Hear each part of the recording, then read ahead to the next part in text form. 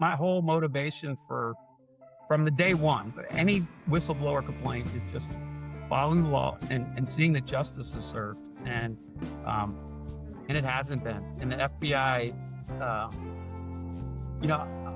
they made the mistake of coming after me with this retaliatory thing. Like, they could have just ignored my whistleblower complaint, didn't OPR me, and I would not be sitting here having a conversation with you today. But when they did that, I was like, I'll speak of every ill thing and every bit of misconduct that I know of, because this has to stop, especially the retaliation. This is not moral or just, and if they're willing to do it to me and other employees like you and them, they'll do it to every American that they investigate. All interviewers have their own style, and my style is to try to get to the point and to be intensely curious. And the key to interviewing is listening. Take a look behind the curtain with a real whistleblower and American patriot. Prepare to embrace the uncomfortable truth, because this program has no time for comforting lies. Here is civil liberties enthusiast, Second Amendment defender, and recovering FBI agent Kyle Seraphin. Well, hello, my friends, and thanks for joining me for the Sunday Sit Down. And this program is going to be part 2 of the interview I did with William, aka Bill Taylor. He's a retired supervisory special agent in the FBI. He worked at headquarters. He was out of the Knoxville field office in his last post. And we were just walking up to the point when he realized some of the real serious malfeasance that was going to happen under the Biden administration. Now, that came in the post-COVID world. This came in a post-January 6th world. And so this story is pretty wild. You're going to hear things about a kill list of FBI employees. You're going to hear about perjury on the stand under oath by FBI executives. And you're going to hear about the retaliation that happens when you speak up and you say that a couple of guys getting into a fight on the street is not the same thing as being a domestic terrorist. And maybe that shouldn't follow you for the rest of your life, particularly when the local police think that there's no racial animus involved. So this is I think this is a really damning account. It's a regular guy's story. It's a regular, interactive, transactional sort of story of stuff that the FBI does every single day and does it wrong. And this has been something that I have been hollering from the rooftops. It's very nice to have another voice say it from a different perspective. We never met while we worked in the Bureau. I think you guys are going to really enjoy this. If you didn't listen to part 1, I would advise you give it a shot, because you're going to get, that is going to be assumed knowledge for this part 2, but you don't have to listen to 1 before 2. You should probably listen to them in whatever order you like. You will learn more about the culture and the inner workings and the sort of inside baseball of the FBI, but it's going to also tell you kind of the overwhelming problems that exist in our federal government. This program is brought to you by our folks over on Locals. We had a massive surge of folks that jumped in and started supporting us over there. So a huge thank you to everybody that supports this channel. If you guys signed up for an annual membership, very grateful. Obviously, you get this a day early, so the Sunday Sit Down comes to you on Saturday. You can follow us at KyleSeraphin.com if you want to be part of the Locals crew. If you want to be over on YouTube, you can do the same thing. It's youtube.com/@KyleSeraphin. Rumble's rumble.com/KyleSeraphin. And then lastly, if you guys are having a hard time being able to just sit down and listen for 3 hours, which I don't blame you, or 2 hours or whatever it is, grab us over on Spotify. It's the easiest platform. I've never used it prior to being a person who hosted with it. I always used Apple, and that's just what was on my phone. Spotify is great. It costs me nothing to give it to you. It costs you nothing to listen to it. So all those are great. And I give you both video and audio over there. And you can literally click a button to switch between them. So maybe you're driving and you want audio only. And then I tell you there's something to see and you want to see a look at it. Or maybe you want to see a video because you're hearing it. Boop. You can just push the button. It'll switch from audio to video. Really neat functionality. I don't see it on any of the other podcast apps in the same way. And you can close your lock screen on it, put it in your pocket while you're on a walk, and you can still catch the audio and still pull it out and see something if you need to. So anyway, that's our plug for Spotify. Today's Sunday Sit Down with Bill Taylor. We're going to jump into it right now.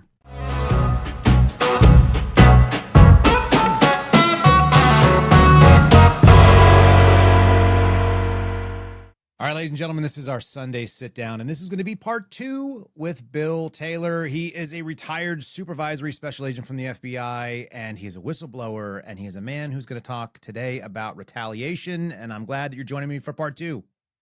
Yeah, I'm glad to be here for a second part. You know, every moment that they don't knock down my door is a good moment. Yeah. That's so bad. Okay.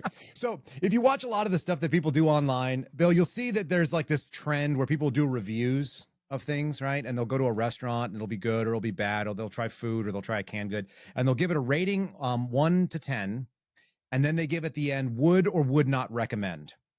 So what I'd like to do is break your FBI career up into the first 10 years and the second 10 years. You did 20 years, right?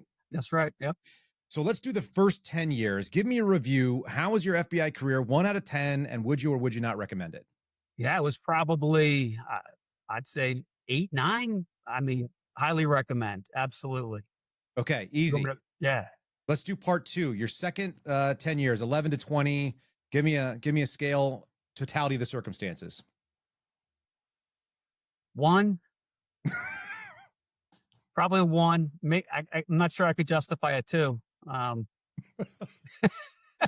So is that a recommend or no recommend? That would be a highly not recommend. And okay, 1 out of 10. Just to your point, like there was nobody would have recommended, and I would recommend the Bureau to anybody in my first. It was really probably 12 years, and I would go around telling people it's the best job in the country. Like I tend to be a little ADD sometimes, and I love the opportunity to be able to work drugs for a few years and then work CI, then go do a detail at CIA. I mean, for me, that was like everything. You could do all of these things you wanted to do. And then when the wheels fell off with the politicization and everything, I mean, I became honestly, I hate to say it, but embarrassed and ashamed to be associated with the organization that their fidelity, bravery, and integrity motto was just a meaningless slogan that they trotted out. It looks good though on the wall. Yeah. All right. Broadly speaking, Yeah. Can it be fun to be an FBI agent? Would that be Oh, fair? absolutely. 100%. I mean, give me like your top 3 fun things that you got to do, if you would, that, experiences you may not have gotten anywhere else. Yeah. I got to go to Bogota, Colombia and buy 6 kilos of cocaine. And I mean, like, who does that? I've broken into like places in the middle of the night doing black bag jobs. I've stolen cars. I've carried hundreds of thousands of dollars of drug money around with me and laundered millions of dollars. I've done things in the shadows at the CIA that like you have literally seen on the news, but nobody will ever know about. I mean, those are the things that I couldn't recommend more highly, that I just wish that we could get back to being what we were supposed to be. Those are some incredibly fun things and great memories of feeling like you're helping your country and your kids. Let's do like wave tops, maybe top 3, if you can think of them, worst things, and then we'll get into the details of it for sure. But, preview of the worst things as well. Yeah. Worst things, the first, this is maybe more chronologically, was a lawsuit that I had against me in the Bureau because of the Bureau from my drug work. Second thing would probably be my whistleblower experience in 2015. And then the third thing would be the retaliation, I'd say extreme retaliation, that I had against me in 2023. Those are probably the 3 low lights of my career. If people want to hear the first 10 years, the first 12 years or so, that's sort of like 8 or 9 out of 10, would recommend. That's the part 1. So if you guys didn't listen to part 1, please go back and listen to that. And I think you'll see. I think it's fair. I think it's fun. I think there's some neat things. I wouldn't disagree with anything you said out there, but it's your story. And so that's the beginning of it. We're going to get into kind of the darker end of it right now. And I want to start with feeling like you're the only one who's gone through what you went through. You want to talk about that briefly, and maybe we'll kind of just scratch at it a bit? Absolutely. I've never felt more isolated and ostracized in my life. Truly, and that's not hyperbole in any way. So there's a 2015 whistleblower. Fast forward now into 2022 timeframe, and I become a whistleblower again because I refused to approve surveillance that was unlawful in cases that were not properly predicated in domestic terrorism cases. So I specifically in an email put, I refuse to approve this, and I'm filing a protected disclosure, and list out some of my reasons. And okay, whatever. Um, to my surprise, silence. Like my official boss, my rating official, the ASAC, was out of town on vacation at the time. Um, the other ASAC was the one who I sent that email of protected disclosure to. He ordered me to approve the surveillance anyhow. I'm like, no, I'm gonna file protected disclosure. Why are you asking me when I'm telling you it's unlawful? And so, like, my boss gets into town that next weekend, and I'm expecting Monday morning he's gonna call me up to the office and say, "Hey, Bill, what's going on? What happened when when I was gone here? Like, let's talk about this." Nothing. Zero.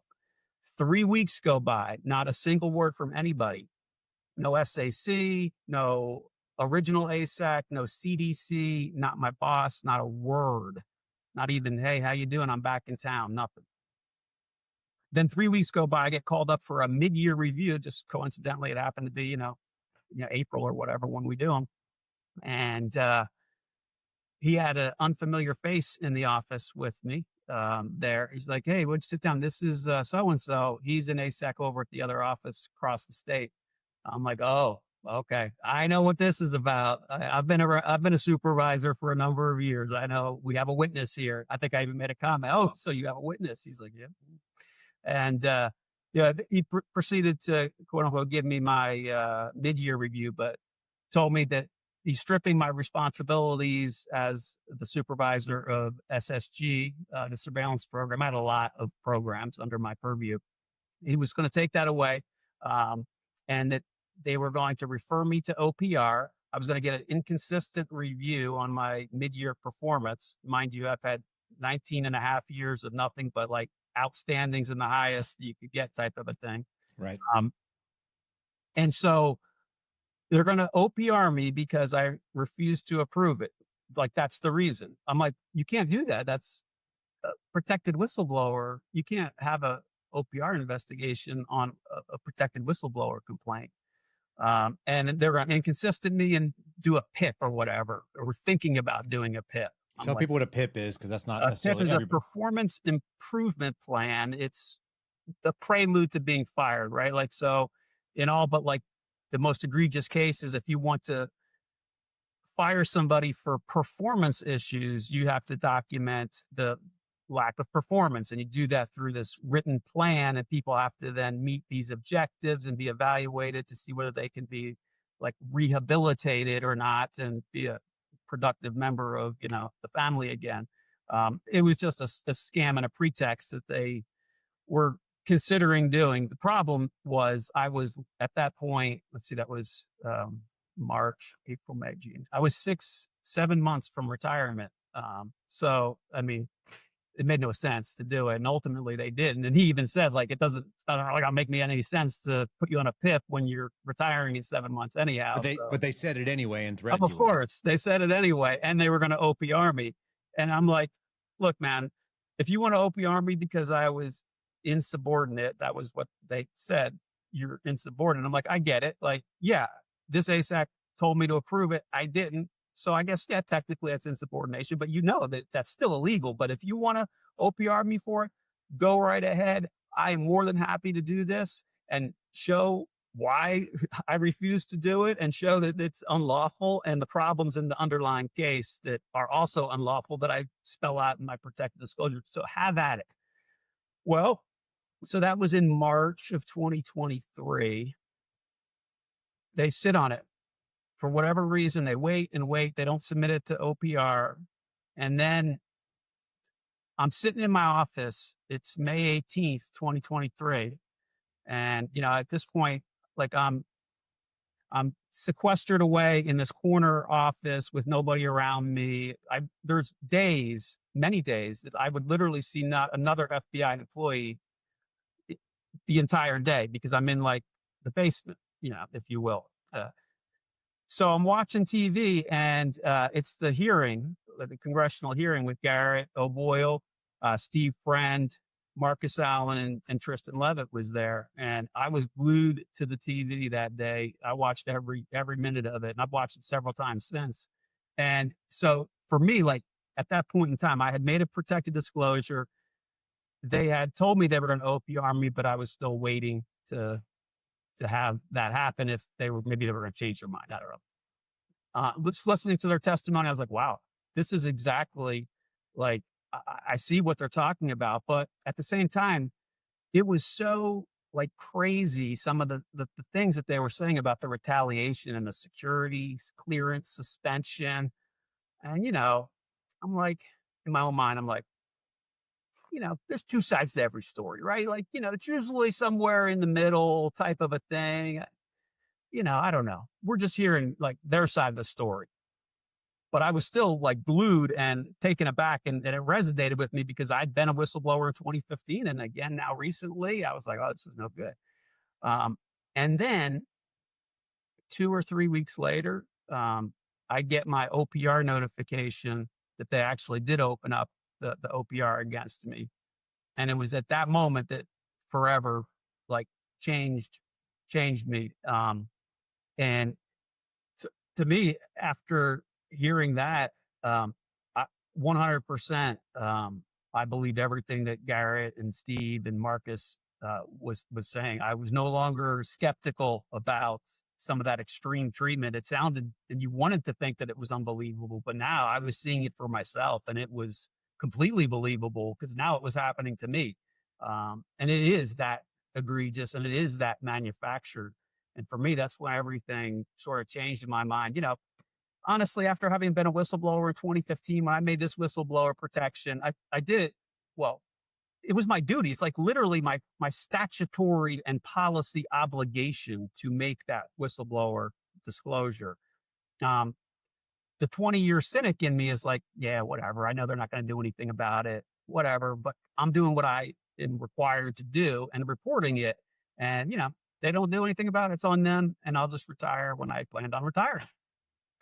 I never once thought that I was going to get the sort of dishonest retaliation that I got, and that Steve and Garrett and you and Marcus got too. But they came after me pretty hard, and I was afraid that I was going to be fired and walked out, just like you guys. I was afraid every day until I retired that next day was going to be the day that I'd see a bunch of strange people at the office greeting me there, and they were going to do something. So, what do you think kept them from doing that and letting you retire? I can only speculate, and so this is just my speculation. I think there is probably a combination of a few things. Like, on the one hand, I was so close to retirement, they would have had to just administratively probably move quicker than what they would have wanted to. I don't know. So there might be, and this is just speculation. Another part of it, I mean, I don't like to. I did a lot of good things in my career, and had a lot of commendations and good things in my career. It would have been unusual to do such a thing, especially if you don't have, for them, have a locked down case that I actually did something wrong, and I didn't do anything wrong. So I think their method to deal with me was they miscalculated, but they're like, well, we'll just do what we do with other people. We'll just send him a warning signal and to silence him, and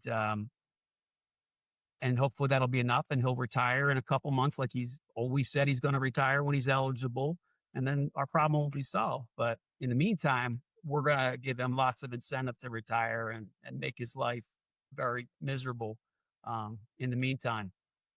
And that's what they did. Yeah, it was awful. So yeah, the ostracization is bad, but whatever. The fabrication was the thing that set me off.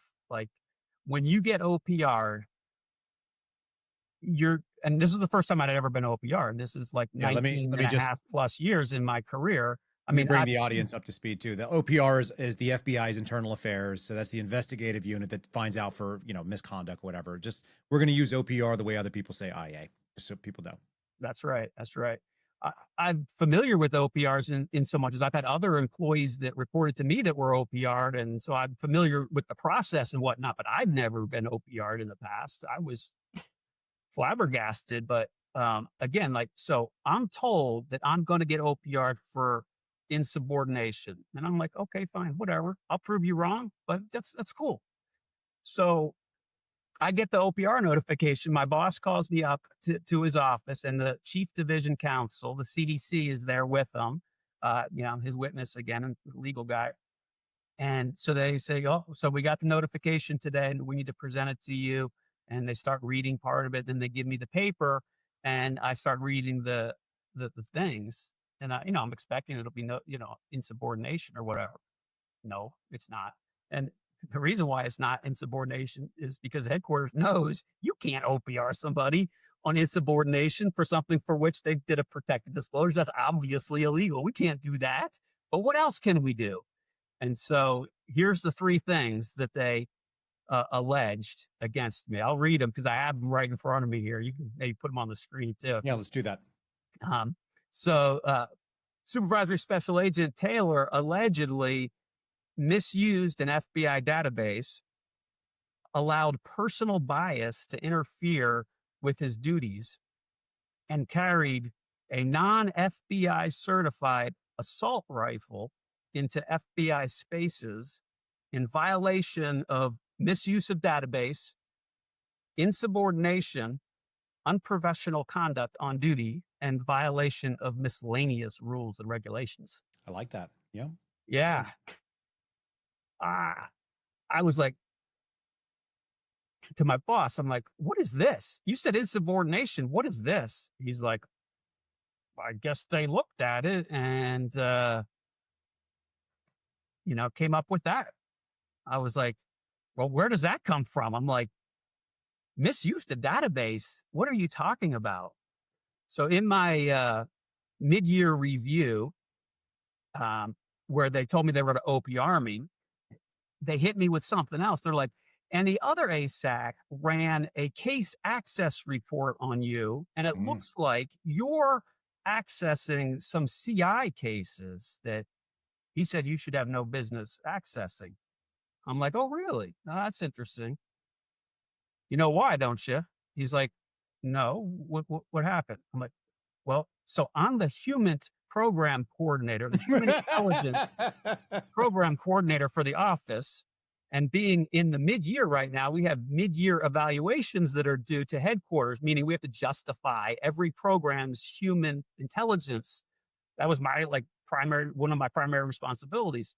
And so, yeah, not only was I looking in CI cases, I was looking at cyber cases and criminal cases, because I have to provide evidence to headquarters that these other programs, human intelligence programs, are meeting their goals. So, yeah, I absolutely was in there. It's part of my job. And did you not drop earlier that you were responsible for the SSG squad? I was responsible for the SSG squad. I was responsible at this particular time. I was responsible for the humans program. I was responsible for the PFI. I was responsible for the polygraph program. I was responsible for the applicant program and recruiting program, all those at once. And there might have been another one, the language services program. I'm just going to dig in specifically for folks who don't know. What SSG, that stands for? Special Surveillance Group. Okay. Unarmed surveillance. Unarmed surveillance, correct. So guys, there's some funny little bureau history here, but there was it used to be called MST, Mobile Surveillance Teams. And then they had Mobile Surveillance Teams -A, which were the armed ones. That was the agents. And then, so it used to be called SSG, then it was called MST, and then it was called SSG and SOG again. Long and short of it is the SSG is the unarmed professional support staff that do primarily, what kind of cases do they do surveillance on? Supposed to do CI primarily. Okay, so you might have a reason to check in on what they're doing. My supervisor knew every case that we got in, and he knew the details of why we were going out there and what we might be doing. Anyway, my job to know that. That's exactly right. It just turns out that your job responsibilities would dictate that you would be looking at CI cases. So I'm convinced that they thought that they had a gotcha moment, and they had, in their mind, they had busted me. Like, you're accessing these CI cases and you have no need to know. What are you doing? You know, that to me, I think that they had a gotcha moment that they were teeing up to fire me based on that, like right then and there. Until I tell him all these things about, of course, these are all the reasons why I do have None of necessary those access to it. And then it's like the wind just went out of his sail, and he was like, oh. And I never heard another thing about it, because I asked him specifically if there's specific cases that the other ASAC flagged. If you want to sit down, I will go over every single one with you and tell you what I was doing and why I was looking at it, and anything you want to know. I'll sit down with you. Of course, they never took me up on that, because they were busted. But that wasn't the purpose. The funny thing is, it doesn't say that you're the human coordinator anywhere except the people who know you're the human coordinator. Yeah. And it doesn't say necessarily, I guess you might have been officially the one approving things for the SSG team, but these are things that you wouldn't see from headquarters. No, not from headquarters. Right. So, so I'm astounded, like 3 months later, after, in my own mind, I totally put that misused database nonsense to rest when he accused me of it, to see that show up in my OPR notification, if that's what they're investigating me for. I'm like, you must be crazy. And I even mentioned something, like my boss, I'm like, hey, I thought we talked about that. You know that I had access and needed to have access to look at those cases. He didn't have anything to say about it. So at that point, I was starting to get very frustrated inside. Like, I knew that this, like, the bells, my warning bells inside were going off. Like, this is a setup. Like, they're coming to fire me. The second thing was this personal bias thing, which is completely nebulous. I even asked him, like, what kind of personal bias? And I asked my supervisor, like, have you ever known me to have any kind of personal bias that it affected my job performance? He's like, no, it's kind of shrugs, like, no, not really. NFI. Huh? NFI. Exactly. No further information. Yeah. And I asked the CDC the same thing. Like, have you ever known me to have any sort of, they're like, it's just what it says, kind of a thing, And, that's the irony of that, which maybe we would end up talking about later, is the whistleblower protected disclosure I made that triggered all of this for the insubordination was on a case where I alleged racial and bias by other agents. And so my boss only sort of opined. He's like, well, I don't know. Maybe they read your protected disclosure and felt like it was biased. I was like, oh, okay. So now the accuser is accusing me of what I'm accusing them. I'm like, this is very, very. Yeah, that's also a violation of federal law. And it turns out you don't have to be right. You just have to be reasonable in that. You have to have a reasonable belief. That's right. Exactly. But then they accuse me of bias, which they clearly demonstrated. That is crazy. And then the third thing was, and this is one really got me, that I carried a non-FBI certified assault rifle into FBI space. Now, so, this term assault rifle it carries meaning, right? And this was the allegation that I believe they put in there specifically to send me a message to silence me, because as we saw with people like Garrett, Steve, and Marcus, some of their allegations against them became public, were leaked to the public, right? I saw a congressman particularly sit there and read the allegations against Marcus from the dais.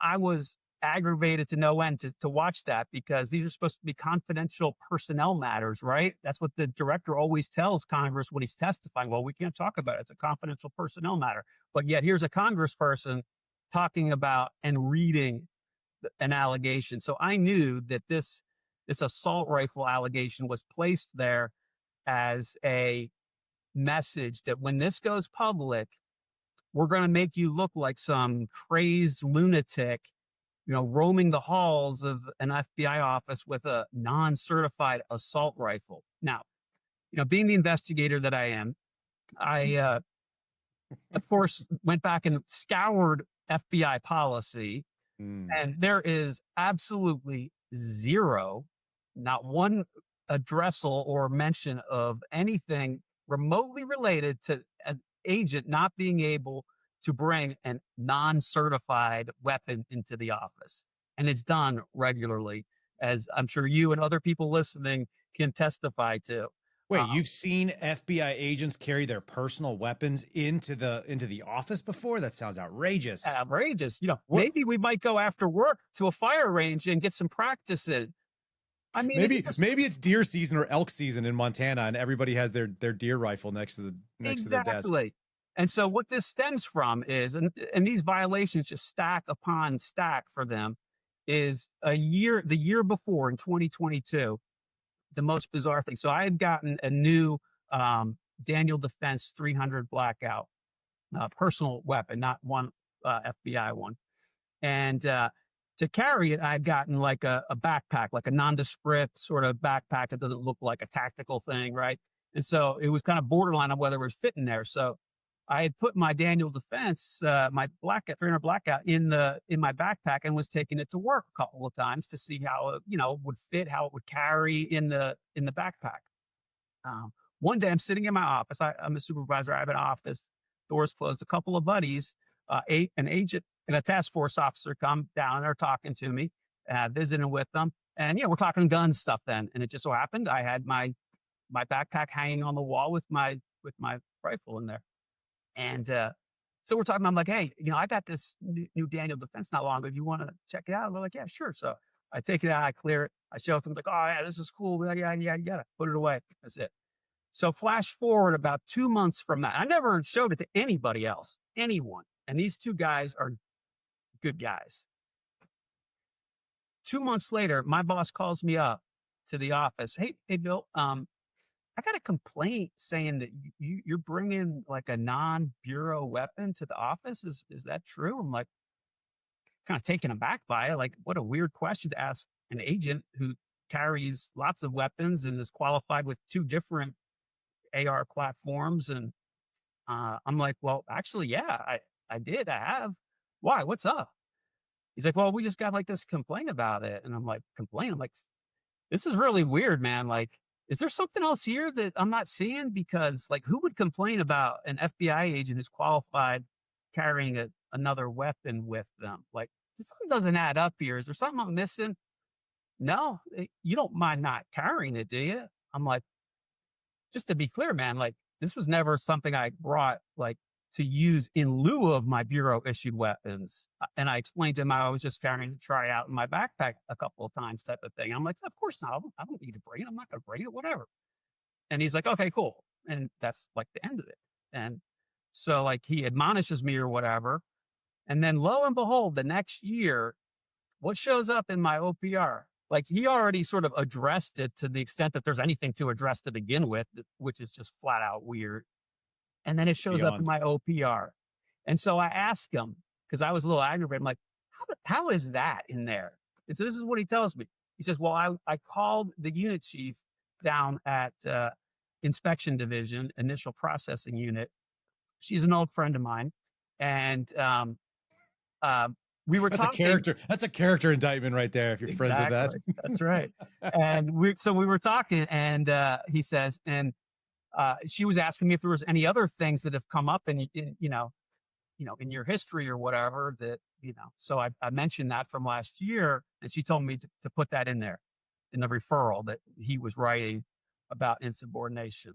I'm like, you got to be kidding me. So I'll give you here's a picture of the 3 weapons. And so in this picture, what you're going to see here is that 2 of the weapons I am qualified on and are certified FBI.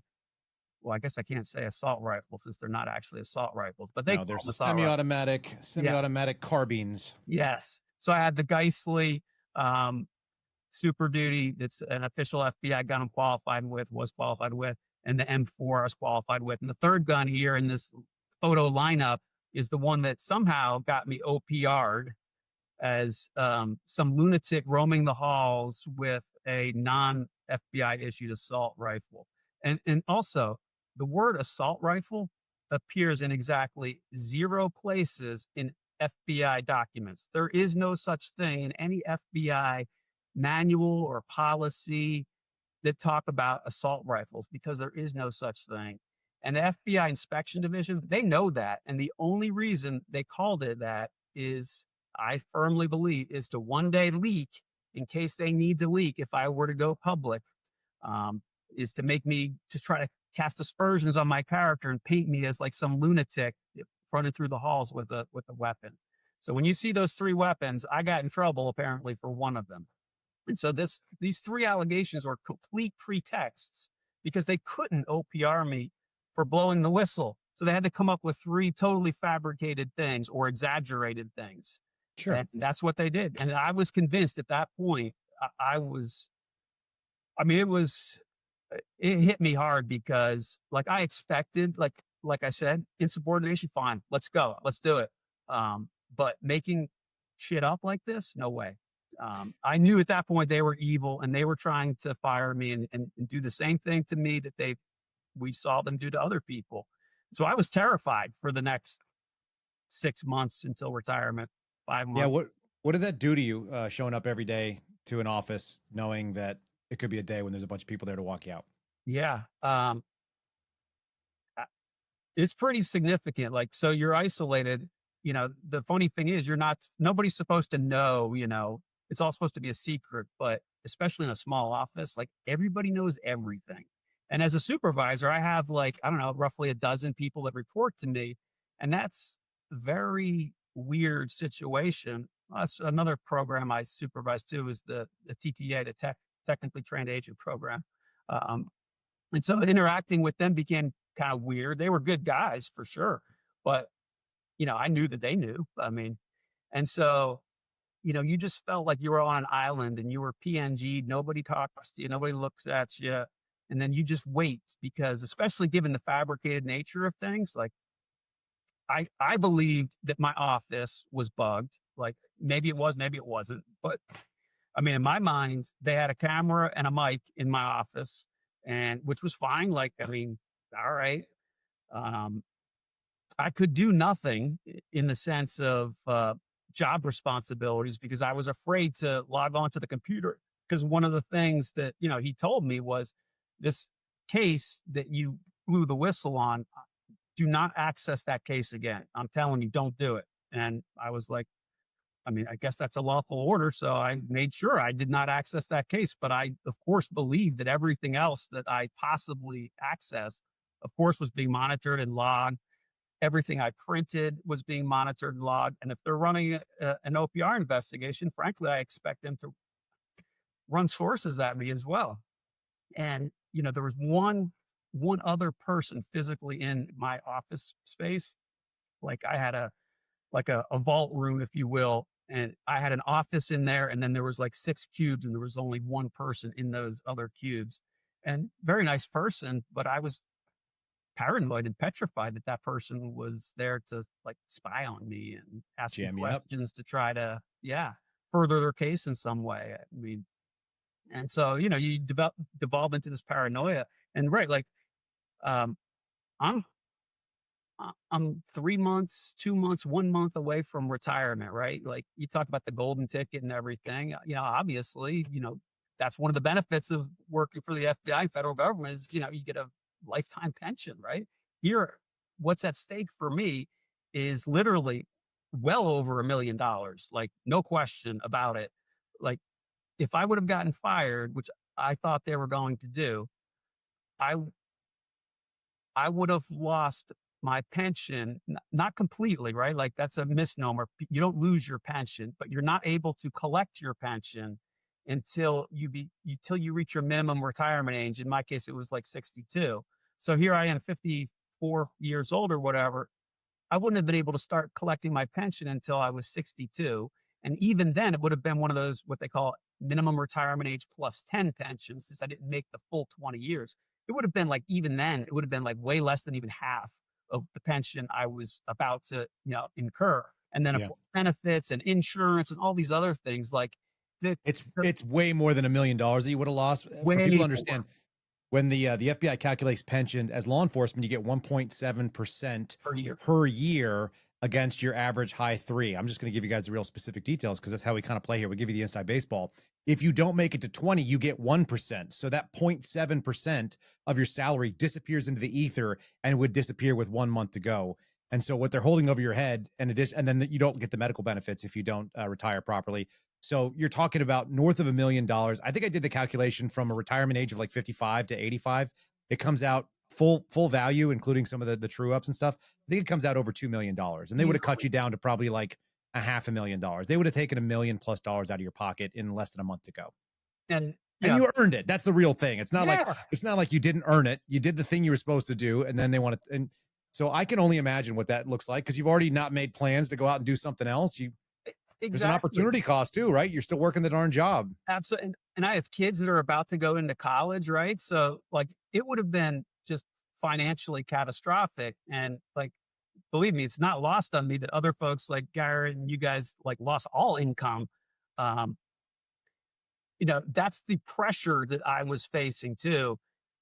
And in some ways, like one difference that weighed a little bit more heavily on me is, and this isn't to say that it's any easier if you're younger, but I'm 55 years old. I'm not starting another 20-year career somewhere getting another pension. I'm done. I mean, who's going to hire me after getting fired from the FBI? I mean, the pressure was immense. My career was over. My working career anywhere would have been over had they fired me. And I truly believe that they were. Any day, I'm going to walk in to the office and I'm going to see some people from headquarters and, the whole, let's have your badge and gun routine. So I was terrified of it. And to make it like even worse, and I posted this on X too, because it's really the psychological torment that they put you through. So when you get hit with that OPR notification form, there's a non-disclosure mandate that's imposed by them. Paragraph 5, and it goes into the details that you can't talk to anybody about this investigation that we have on you. You can talk to, like us here in inspection division, like your boss or whatever, and, EAP services like the employee assistance program type of a thing. That's it. And so here I am a month from retirement. I'm under this immense pressure. I need to talk to my wife. I'm like, I want to be able to tell her, like, I'm under this investigation. I could be fired tomorrow, and all of our financial plans and college, my kids applying to colleges, like we might have to think about applying to other colleges if I get fired. And I'm not allowed to talk to my wife about it. I'm not allowed to disclose to my wife. So like you're assigned a retirement counselor when you're going through those final steps at FBI. So I'm assigned a retirement counselor. They run these checks on you in their office. They know that I'm under OPR investigation, but I need to ask them questions like, what are the ramifications of me retiring with an OPR investigation open? My understanding is your retirement could be coded adversely, which has lots of ramifications, such as like, you're not eligible for federal reemployment if you ever wanted federal reemployment. You wouldn't get like your LEOSA benefits and things like that. And so I asked headquarters, my OPR investigator, Shay Tally Bradley. Just say that real clearly for the camera, if you would, one time. Shay Tally Bradley. I think she's been popping up in the news a little bit recently as well. Yeah. So just a quick little side. If you guys want to know more about Miss Shay Tally Bradley, you can go back and watch the last episode I did with Steve Baker and find out that she was involved in the investigation of the whistleblowers regarding the potential stolen valor of Mr. Congressman Corey Mills. So that's Shay Tally Bradley, same Tally Bradley, and we have confirmed that's obviously the same person. I know someone who worked with her at inspection and didn't think very highly of her. I think his statement was something like, "Mama told me not to say anything if I have nothing nice to say, so I got nothing to say." That speaks volumes. Yeah, it does. So I reach out to her and lay it out, like, and this is in September, like literally 2 weeks before retirement. I'm like, hey, I'm asking for permission to talk to my wife and my retirement counselor about this. And she responds back on email, no, you have to comply with paragraph 5 that says you can only talk to like inspection division, whatever. I'm like, this is crazy. Like, so when I need to hire an attorney, right? Like I'm on the cusp of being fired and losing like millions of dollars. I need to hire an attorney. How am I going to explain to my wife that I just had to write a whatever, a $10,000 or $20,000 check to an attorney? How am I supposed to explain that? Not my problem is their answer. Is not my problem. So then I asked them, like, this is causing obviously a lot of stress and pressure. I'd like to talk to my pastor at church to get some spiritual support, ask him to, pray about it for me and everything. Can I do that? On email? No, you can't do that. I'm like, that's a constitutional violation. You're abridging my religious freedom and First Amendment freedoms for that matter. Now, that's just I want to dig into something else that you just said, though. punitive. You've worked Title III wires, correct? Yes. Are there certain privileged communications? Yeah. Well, what would those things include if we were going to talk about privileged communications? Who might they be between? Lawyers, pastors, Okay. wives. Right. Those are all Can you- privileged communications. And those get thrown out by the taint team. You can't listen to those for criminal information. Generally, yes. Yeah. But So, I'm not allowed to talk to any of those people right. to advise Just- them I of just what's wanted to- happening or ask for support. So I'm like, this is unbelievable. I ask another question then, and I'm still like shocked. So I asked him, can I speak to a medical professional? Obviously to get some, mental health support type of a thing. Yep. No. and here's the thing. This is in September, which was Suicide Prevention Month, right? Outstanding. The irony. I confront my supervisor with this and show him all these emails. And he's like, they put that in writing? No? Like, I'm like, yeah. He's like, I can't believe they put that in writing. I'm like, I can't either, but they did. And he's like, look, I can't tell you what to do. If you need to tell your wife,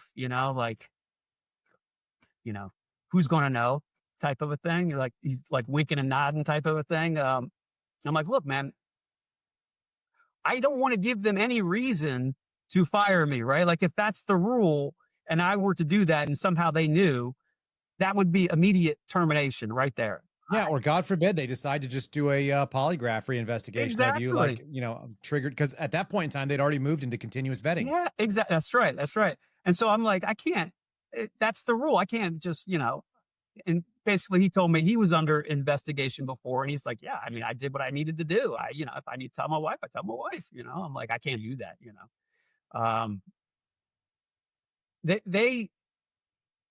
this non-disclosure agreement, right? Like in my emails, which I posted online to X, just to be clear with Shay and Inspection Division, I'm like, look, I'm not asking to talk about like the details of the internal investigation, just the mere existence that I'm a subject of it, which is why I'm caused so much, stress at this time. Nope, you can't. Not even the mere existence. She confirms, not even the mere existence that you're the subject. And so I tell my boss in the email that I posted online, like, how does this conversation go? Like, I'm supposed to go to a doctor or my pastor. Hey, I'm having some stress and some problems here. Oh, well, what's bothering you, Bill? It's work. I can't tell you. It's just ridiculous and preposterous. Now, like, to be fair, But you could talk to you could talk to the EAP counselor that Good. works for the FBI. you could, and I did actually, and that was great and helpful and all. But that doesn't, that's no replacement. The EAP counselor is fantastic, and I'm thankful and grateful. But it's not an actual like counselor. It's just an employee that volunteers to help listen to people and help them, work through some problems. That's right.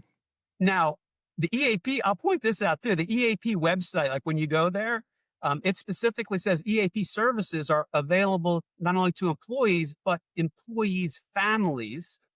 That's So right. how is my family, who's now suffering the stress of me being a little bit of a different person, how are they supposed to get help from EAP that they're entitled to when they don't even know and I can't even tell them what's been wrong or been bothering me? It's a total sham. I like that you're such a rule follower. And I mean that. I mean, I love that people like you exist to point out the ridiculousness of this scenario and that you lived it. Because when I read those things, I immediately disregarded them. I was like, this is dumb. This place is dumb. The people who gave it to me are dumb. And more importantly, and this is the dumbest part of it, Bill, because this is the one thing that you were spared. When they revoked my security clearance, which is the same time that they gave me the same information you got. I got the same letter. And I got the same, you can't talk to anybody about it. So I signed the non-disclosure as required. And then they gave me another letter. And it said, you've now been removed of all your duties and responsibilities as an FBI agent. Sign this too. And it said they're taking my security clearance. I'm like, well, if don't have any duties or responsibilities, I sure as hell don't have to abide by what you just said a second ago. That's for people who work for you. Exactly. I don't work for you anymore. And I think that has been the difference, I think, in many ways that my experience was different than probably everybody else's, including the guys you talked about testifying, because they played by the rules more closely, much like you did. Yeah. I want to talk about, because since that time, you've been aware of some other folks who, it wasn't just you who experienced this fun game. And I think that you probably felt like you were the only guy in the world who saw it at that time, unless I misread the situation. No, I totally felt I was the only person in the world. And hearing other people's stories, it just was so, you hate to say like red pill or something, but it was so illuminating that it's like, I listened to several of your interviews and other people's accounts. I've talked to people offline that, don't want to be, named and stuff.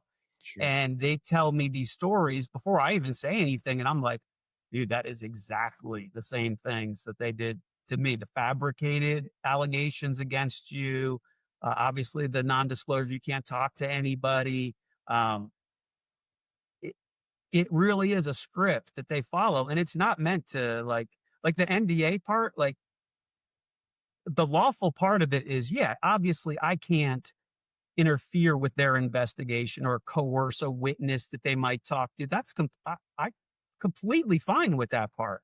But sure. It is like you've done your whole career, and you're not going to disclose national security secrets or the case details to some rando. Nope.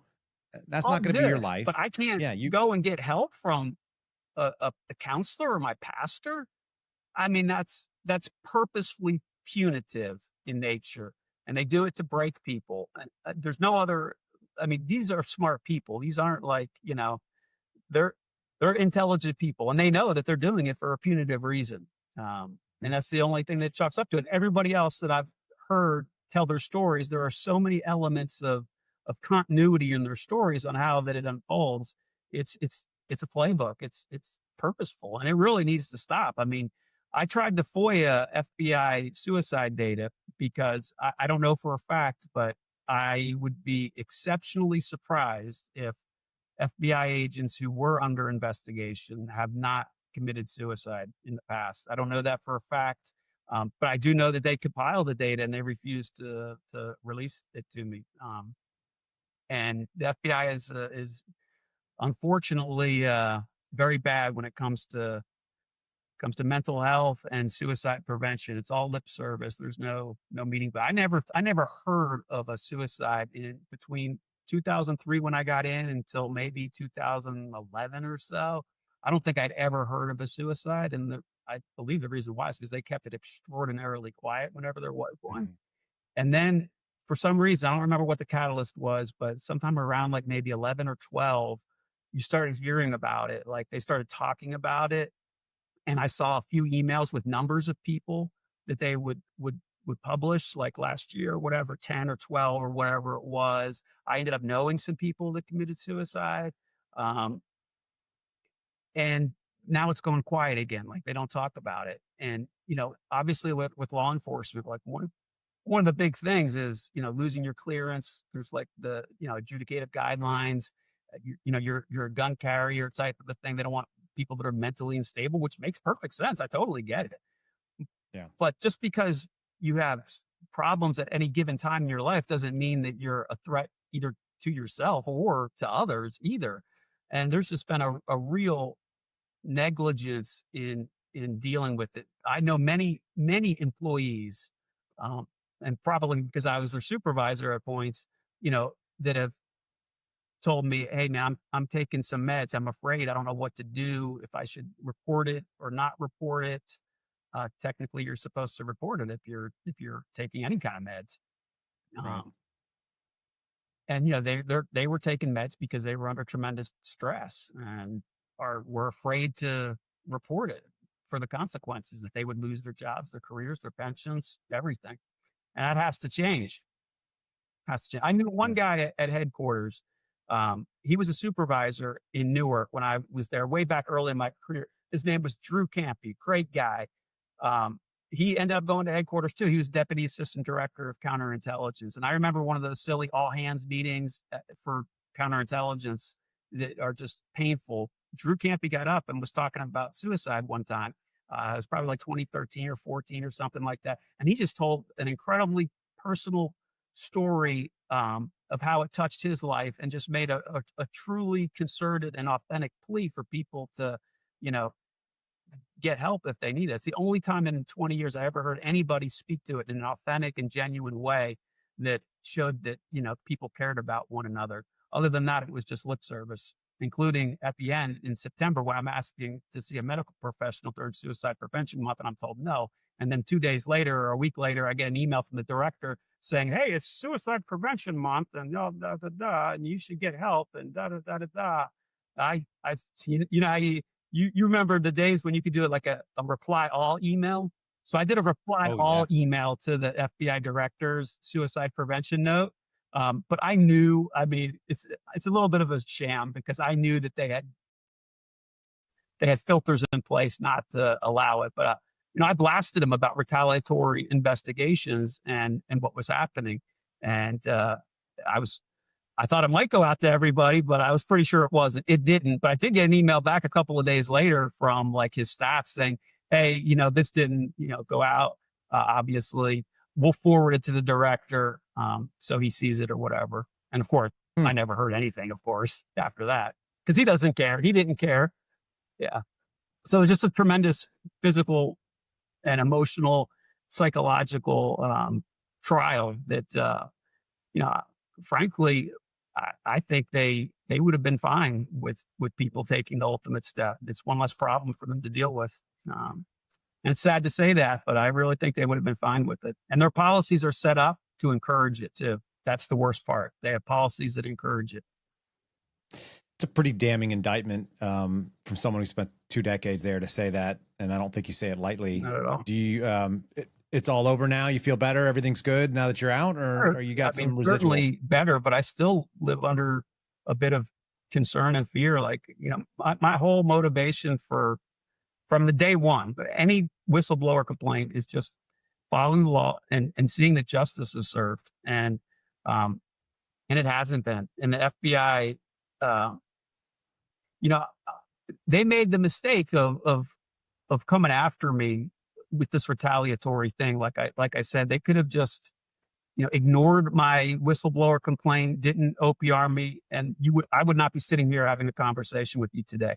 But when they did that, I was like, no, I'll speak of every ill thing and every bit of misconduct that I know of and can support and remember, because this has to stop, especially the retaliation. This is not moral or just. And if they're willing to do it to me and other employees like you and them, they'll do it to every American that they investigate. And unfortunately, I saw that happen, which is why I made protected disclosures. But I just couldn't stand silent any longer and just fade off into retirement. It just seemed just me personally, just seemed too selfish. Like I care. I still do care about the FBI and our country and what we're leaving to our kids. And if we can expose it, then it needs to be exposed and legitimately fixed.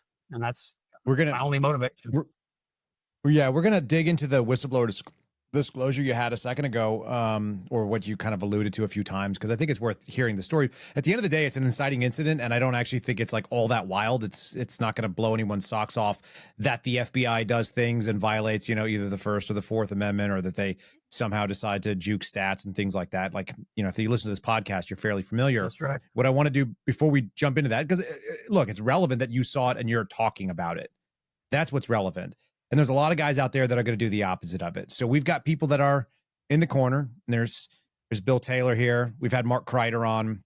We've had Zach Schofstall. I don't know that we agree on everything politically. I'm not even sure we agree on much politically because we've never really talked politics. I have no idea what your politics look like. You've mentioned that you have a pastor, so we probably share some common faith items. But at the end of the day, you got kids, so we probably share some things about being a parent that are important to us. But it's not even part of the discussion that we're having.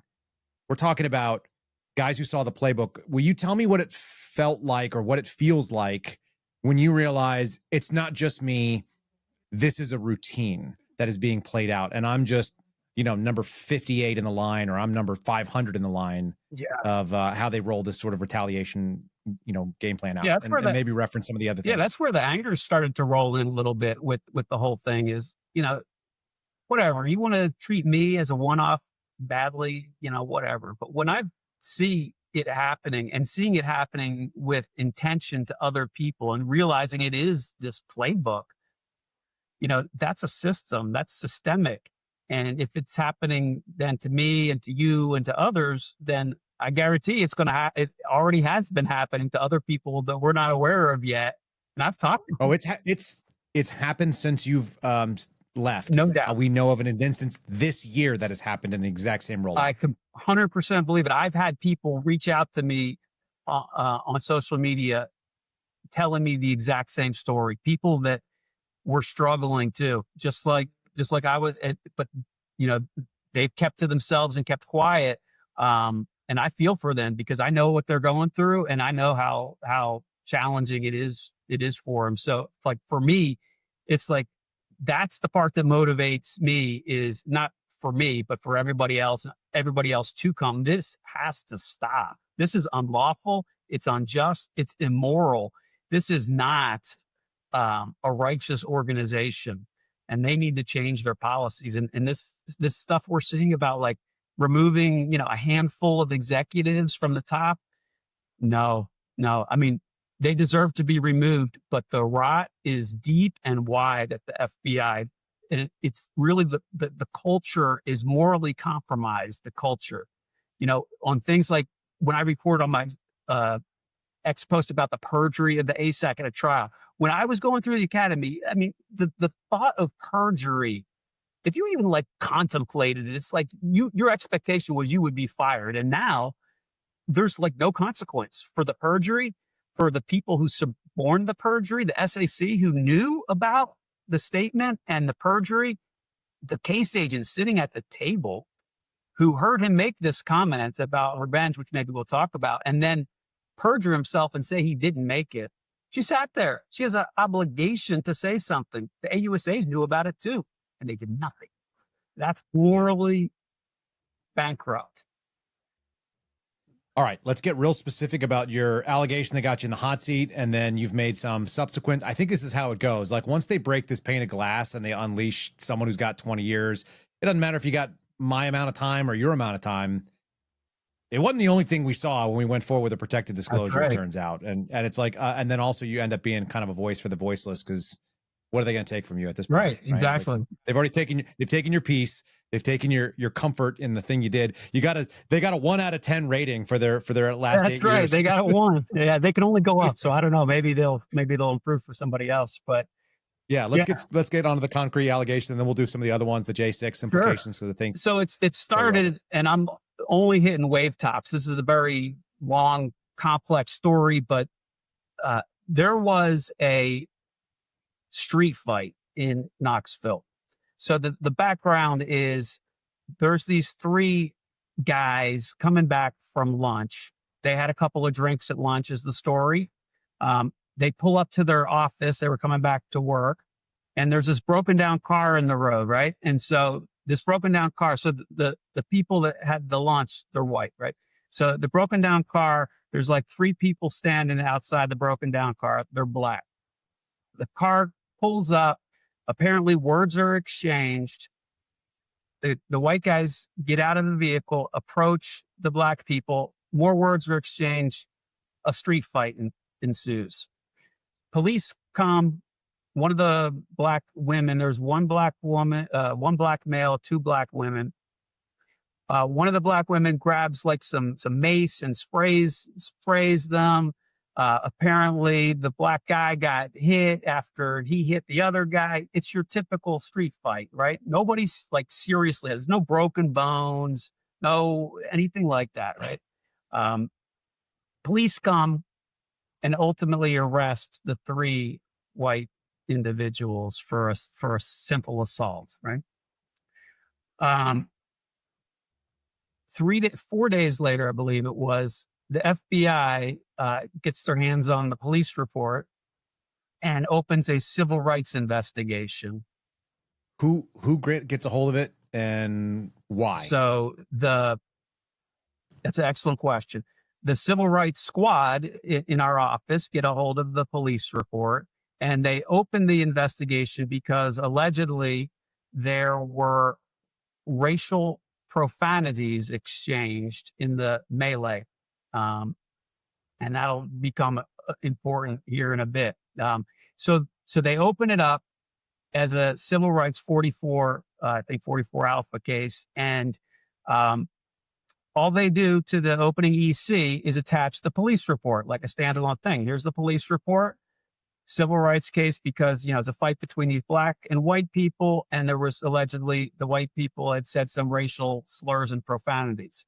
Now, the police report, which was the only thing to predicate the case, said nothing specific about what these racial profanities were. Cited one eyewitness to the fight that they interviewed at the scene who said he heard these racial profanities. And so this one eyewitness didn't know which one of the people said anything or what specifically was the racial profanity. So we don't know if this was cracker or N-bombs or if people were saying something about Muslims, or we don't know what they were. They were just some sort of profanity. And for all we know, it could have been somebody across the street standing in the vicinity that made the comments too. Who knows? The guy didn't know. Okay. Unspecified. Classic NFI. Classic NFI. No further information. And then to me, the real kicker is on the police report, there's like a mandatory field and there's a box for bias motivation. And the police report indicates bias motivation, none. So the officer responding and did the investigation, wrote the report, indicated there was no bias motivation or racial motivation to the fight. And he charged them with simple assault. Away we go. 4 days later. Now, how in the world did the Civil Rights Squad pick this up, decide that it was worthy of an investigation when that box is unclicked? I would imagine that there's some sort of bureau filter that says when you click racial motivation, then we'll take a look at it. Wouldn't that be how things go? You would think. I mean, I would think that. That seems logical. I do think that. But it's not. Okay. Anybody with any, motivation, I don't, to be fair, I don't know what prompted this particular agent to open the case. Can you describe this agent physically without giving anything away name-wise? Yes, that will come up in the story in a moment here. Okay. So they open up this investigation. I don't know if it was because they had a liaison with the police department or what. Honestly, it doesn't really matter. She goes over the edge here and opens this case based on this police report, calling it a civil rights violation. We don't know what was said, just some unspecified racial comment, who said it, and the police officers didn't think there was any bias motivation, but it's apparently a civil rights case. And this is an FI? This is a full investigation? Correct. Okay. So for people to understand that, you want to tell them kind of the tiers that this could have been evaluated under? So it could have been opened as like an assessment, one of the lower forms where you just sort of assess whether anything possibly could have happened, and maybe you do a couple of database checks. You could have opened it at the lower level of a predicated investigation, which is called a preliminary investigation, where you're authorized to do some basic checks preliminarily to determine whether there was an actual federal crime that needs further investigation. They skipped and went straight to, and so when you open up these investigations, let's just stick with the predicated investigations. Each time you go up higher, you get more authorities to do more things. A full investigation opens up the entire playbook of FBI tactics and techniques. There are some tactics and techniques that the FBI has that you can't use if you only have a preliminary investigation. So they don't they don't stop, pass go. They go right for the full investigation based on, honestly, I contend that there was no proper predication to open a civil rights case. So this agent, a female, was pregnant at the time. And because civil rights investigations can potentially have crossover with domestic terror investigations, so in domestic terrorism, there's a specific category called white racially motivated crime.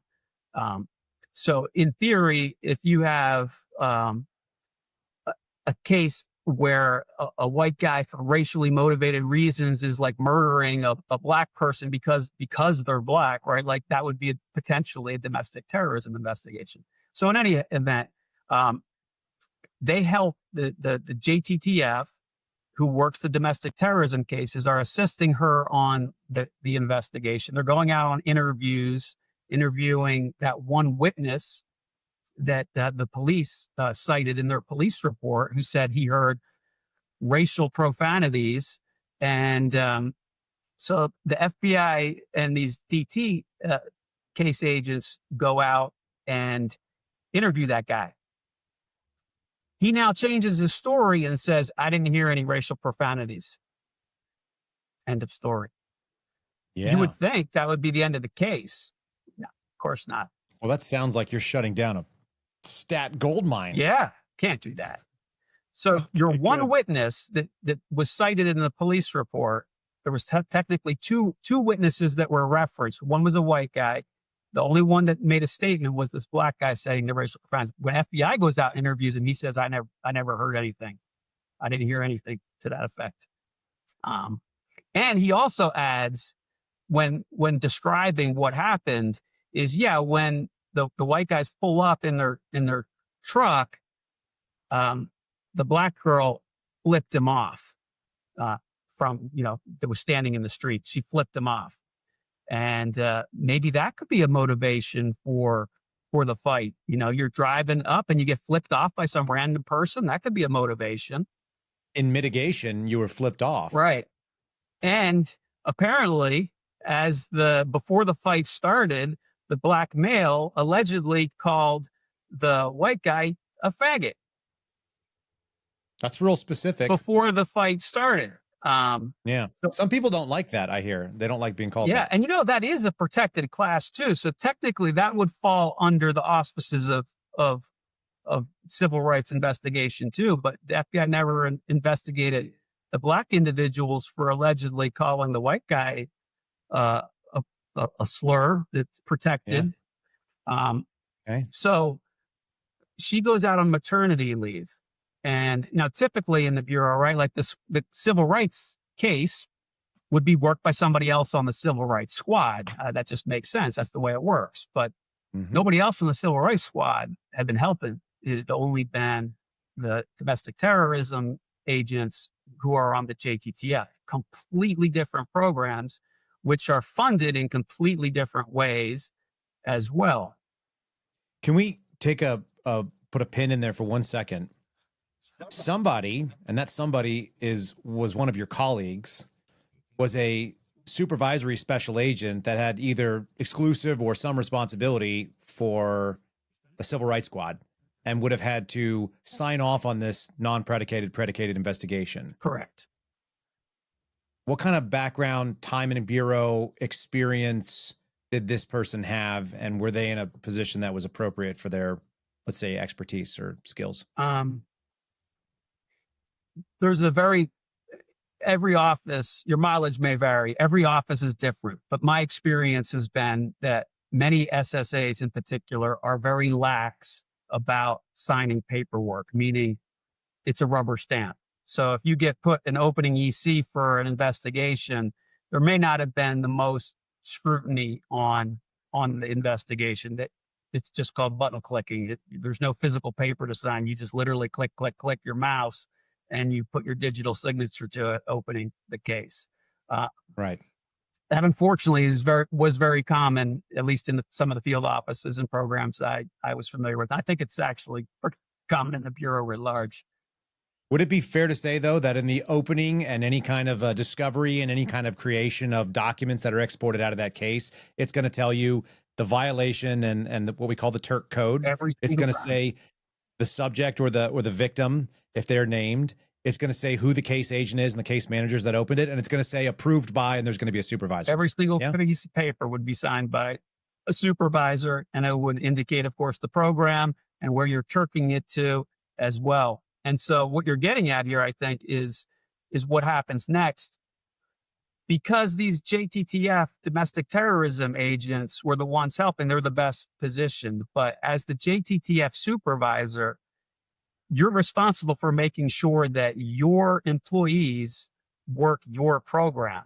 And keep in mind, we have a civil rights case here. I can't have 2 and 3 JTTF agents working a civil rights case.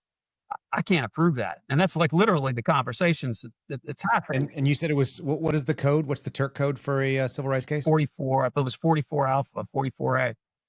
And we need a 266. And we need a 266. So what's the solution? Yeah.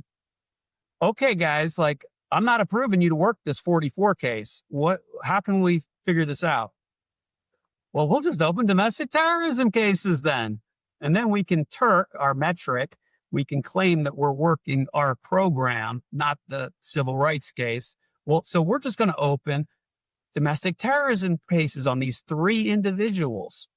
Now, you've probably reported on it before, where in domestic terrorism, you have to open a separate investigation on each subject. That's completely artificial and completely metrics driven.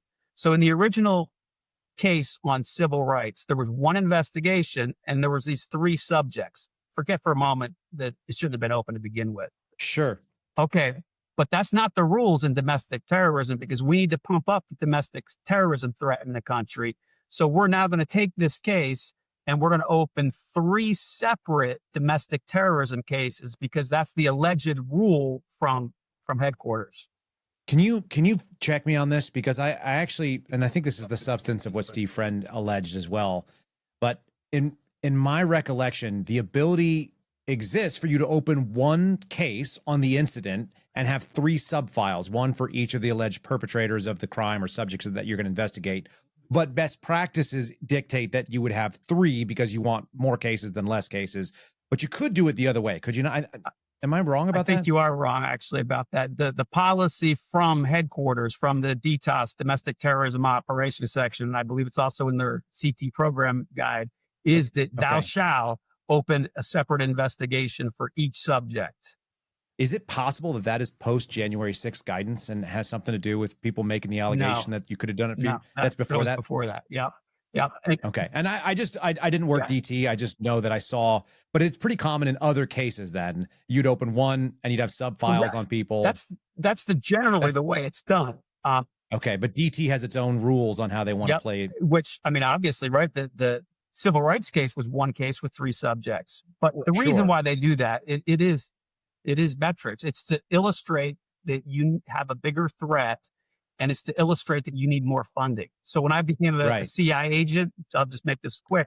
When I was a CI agent, there was the same policy was in place in the late 2000s, where you couldn't open 1 case and have like 3 subjects. You had to do 1 case on each subject, but that policy was starting to fade away. The only reason to do this is to show Congress and the public that there's a big threat. When you say, oh, well, we have, 100 civil rights cases. We have 300 domestic terrorism cases. It sounds artificial and inflated. It is artificial and inflated, but it sounds better to justify their funding for. Well, we hear them go forward and say these things in front of Congress. In fact, Patel just recently came out and said we had 800, I think Bongino said it too, 800 new intelligence investigations were opened, this year alone kind of deal. And X number, Ray used to talk about how many against China.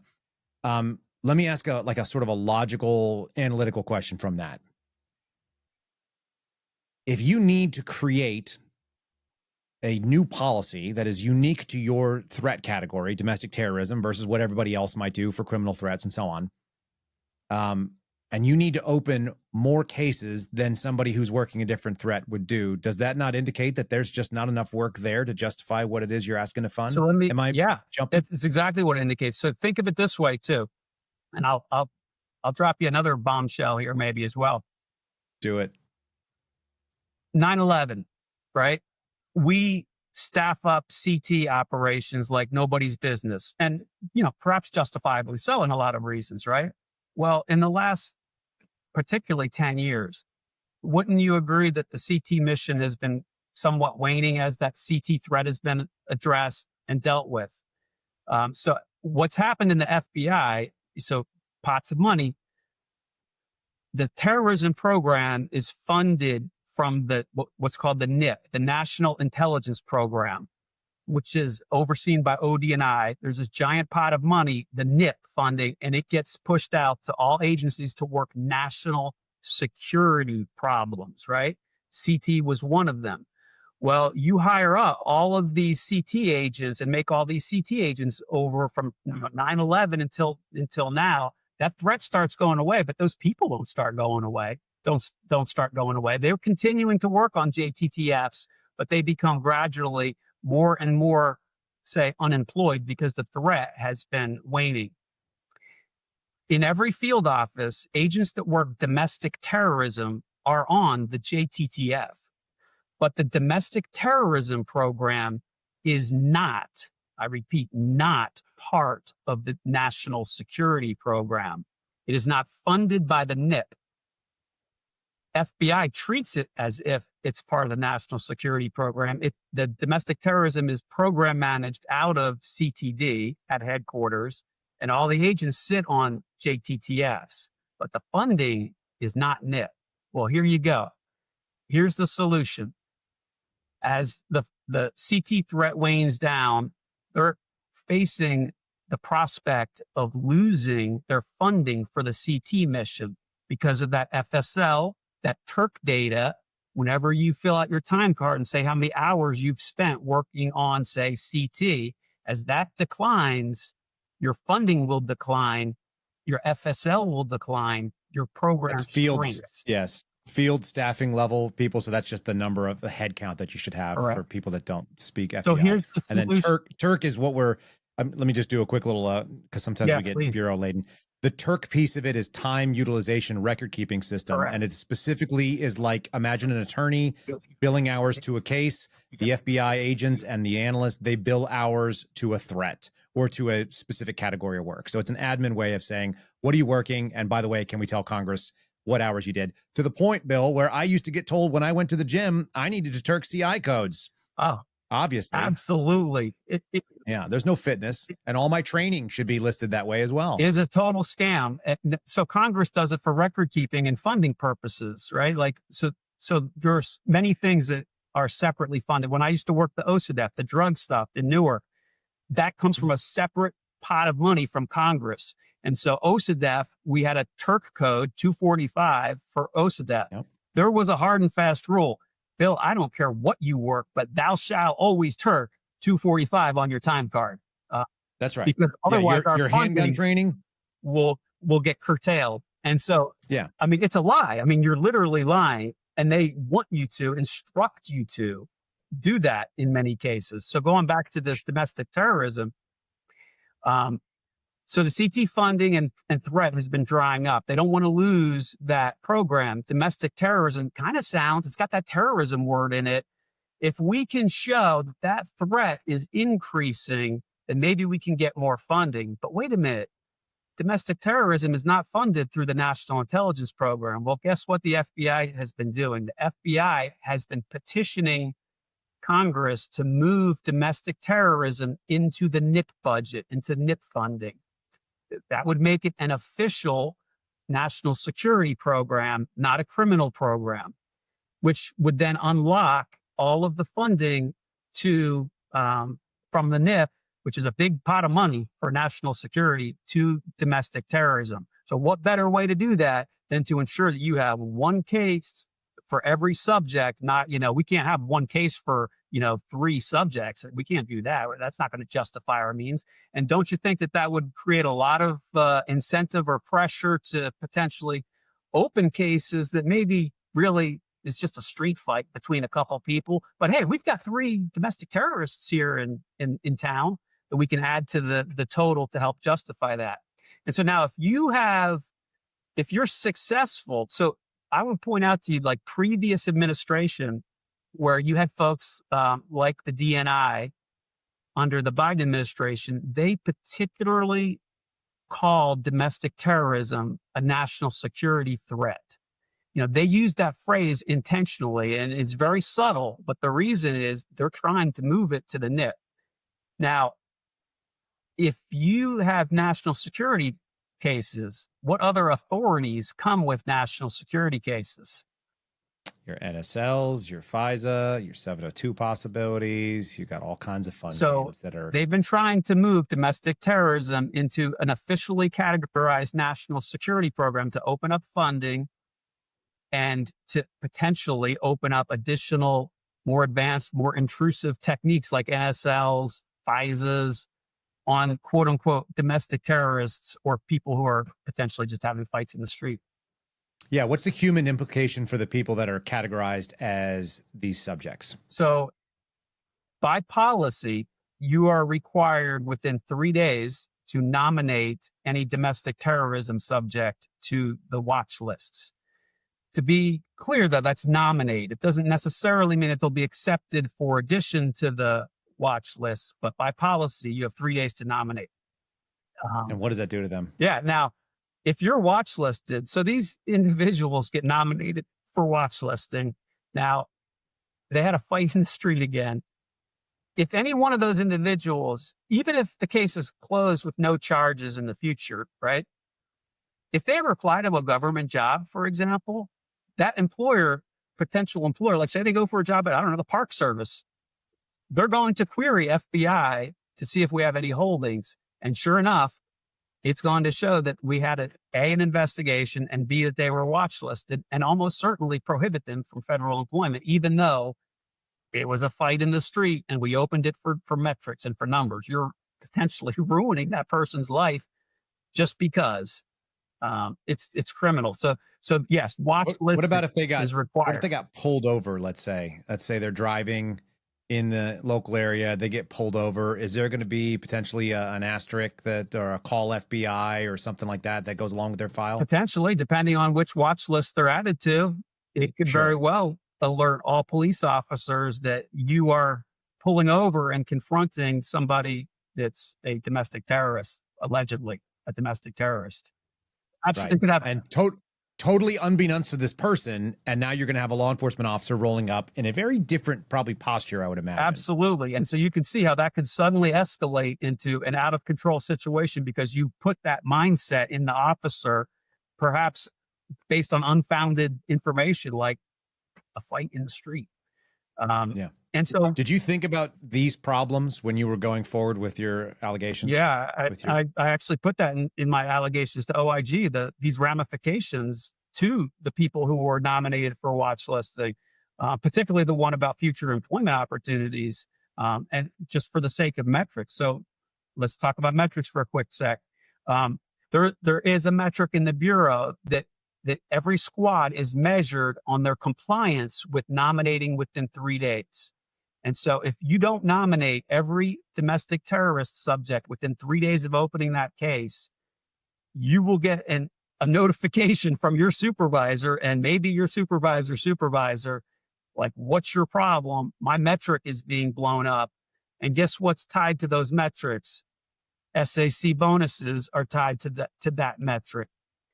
Your agent's performance reviews are going to be ultimately in some way tied to those metrics. If you have an agent on your squad who consistently is like, screw you, I don't care about your metrics, you're probably going to find that you don't give them a good performance review, and they will probably be sent to the principal's office for a discussion with the boss.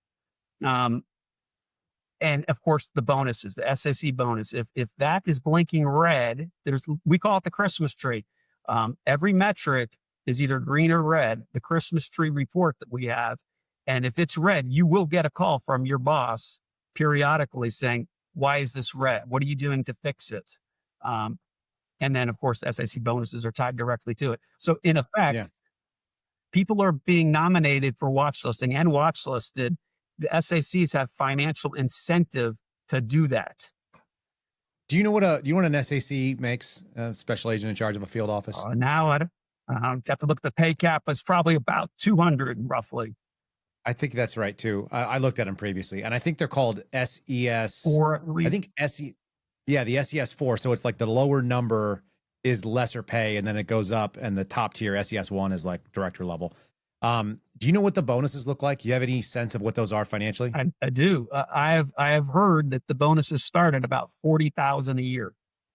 Okay. And not everybody gets one. It depends on, what the deputy. So the deputy director is in charge of the performance evaluations of all the SACs, and they have a pot of money to give out for bonuses. So they'll divvy it up. Not every SAC will get one, but the ones that do, it's tens of thousands of dollars. And I've been told that it's usually 40 or more thousand for a bonus. I had the instinct it was between 30 and 60, and I feel like people had said that it kind of, so that drives, give or take. That's my experience, what I've heard too.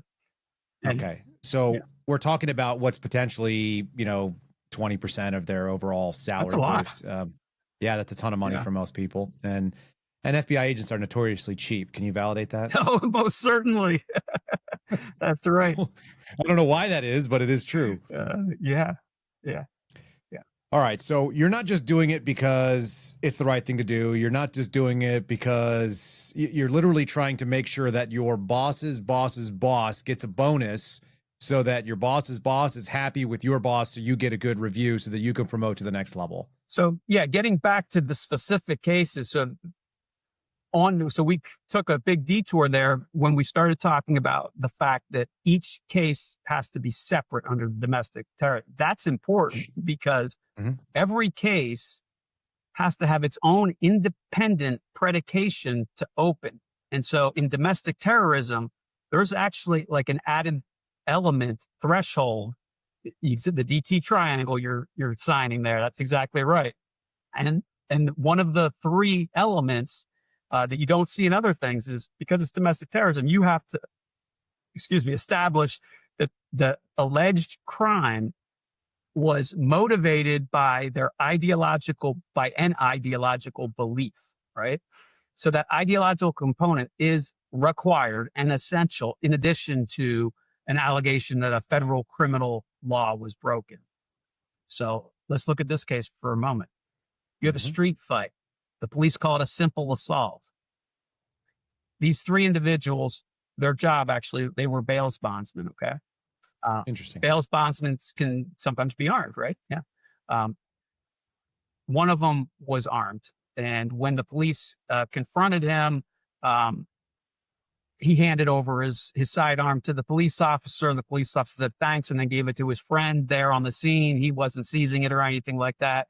Everybody at the scene who was asked about it said he didn't brandish it or he didn't pull it out or make any threats with it, anything like that. It was just, he's a bail bondsman and he had it on him.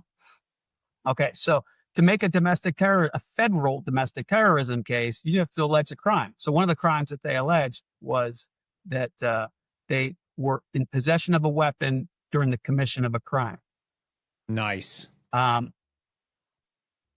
because they have to open separate cases on each one, technically they need to establish that each one of them had a weapon, right? Only one of them had a weapon. The two other guys, there's no allegation, no indication whatsoever anywhere and ever was that either of them had a weapon, the other two. So that totally submarines their case, federal case, right there on those other two individuals because they cannot articulate it, but it didn't matter. They just cut and paste into all three cases and claimed that all three were armed, but they weren't. So they had the same fact pattern and the same opening EC for all three? Literally cut and paste. No change at every typo, cut and paste for all three. There was no particularized, and it's required. Like if you're going to open a case on, John Doe A, you need to show that he broke a federal law, allegedly. You need to show that he personally had some ideological pretext that motivated him towards the crime. So let's go back to the original police report. An unspecified person made an unspecified racial slur. They don't even know which one of these alleged three people said something or what. And then it couldn't be substantiated later. Exactly. Right? So they couldn't. Okay. Go ahead. Will you give them the triangle? Will you give people the triangle that it has to meet? Because DT is like pretty specific. Garrett O'Boyle used to work it full time. And I'm trying to remember the elements of it, but I remember that it obviously has to be ideologically Yeah, driven. that's You like have the to tie it main to one. that. There's the other two is a It's like federal crime. allegation or information that a federal crime took place. Right. And then what the heck? I feel like that it has to be in furtherance of that It is. ideology. So I'm or trying something. to like cite chapter and verse the third one. It's kind of standard. The third prong that's the different one is this ideological thing. The other two prongs are sort of the same thing. You would need to show that there was an allegation or corroborated information that there was a federal crime being committed or may be committed. So that it's the ideology piece that's really the key one with domestic terrorism. That's can be frankly hard to establish, because how do you establish the challenge. ideological piece? Well, here's my other thing, because we brushed on it earlier. I'm just picking apart this thing the way that my brain works. But we mentioned earlier that every single serial, which is going to be any contribution the agent makes, whether it be an interview, whether it be evidence or anything else, it's all going to be signed in. It's going to be approved by the supervisor. It sits in the queue until you or someone who's like you signs off and says, yes, I accept that belongs in this file, and this is going into our record system. Isn't the SSA, the supervisor, kind of the gatekeeper of whether or not we've met that? Because I've heard of it being kicked back for not meeting the triangle. I thought that's what DT supervisors did. So this will illustrate what you're talking about here. In this case, in these domestic terrorism cases that were unlawfully opened, you're supposed, as a supervisor, you're supposed to do file reviews every 90 days. So every file on your squad, as the supervisor, you're supposed to sit down with the case agent and review it, review the progress that they've made, talk about what you're about to do in the next 90 days. You're supposed to review it. It's actually considered what we call substantial non-compliance that's reportable if you fail to do these 90-day file reviews. Okay, so in these three cases, they did not have any file review for over 240 days. They didn't have a file review until I complained about it and pointed it out to our management. Like, the supervisor didn't even do file review at all, like not even the first one. And so this is like 240 days later, and there's no file reviews.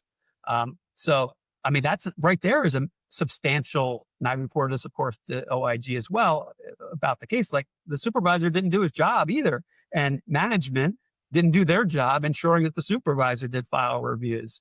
And so, like, one of the things about file reviews also isn't just like I was saying, but you have to demonstrate ongoing predication in order to continue your predication. So if at any time in your file review, there's a file review checklist, one of those elements is like, it's part of dialogue, is there continuing predication to keep the case going? So let's just say they opened it over aggressively, and then they go interview this guy and they find out there is no ideological motivation. Well, in theory, there's no more predication on the case. It should have been closed down then.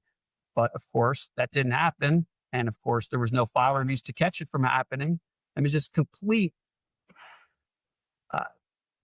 abrogation of all responsibilities of the job on every level. The case agents who fabricated saying that these individuals had guns, who fabricated saying that there was a specific ideology attributed. So in theory, right, they're like, there's this racial bias thing. We don't even know what they said. And that's used, they don't know who said it, but that's used to predicate domestic terrorism cases against all three people. Which could result in significant problems down their life. Are these cases, as far as you know, still open? Well, I've heard that they were closed.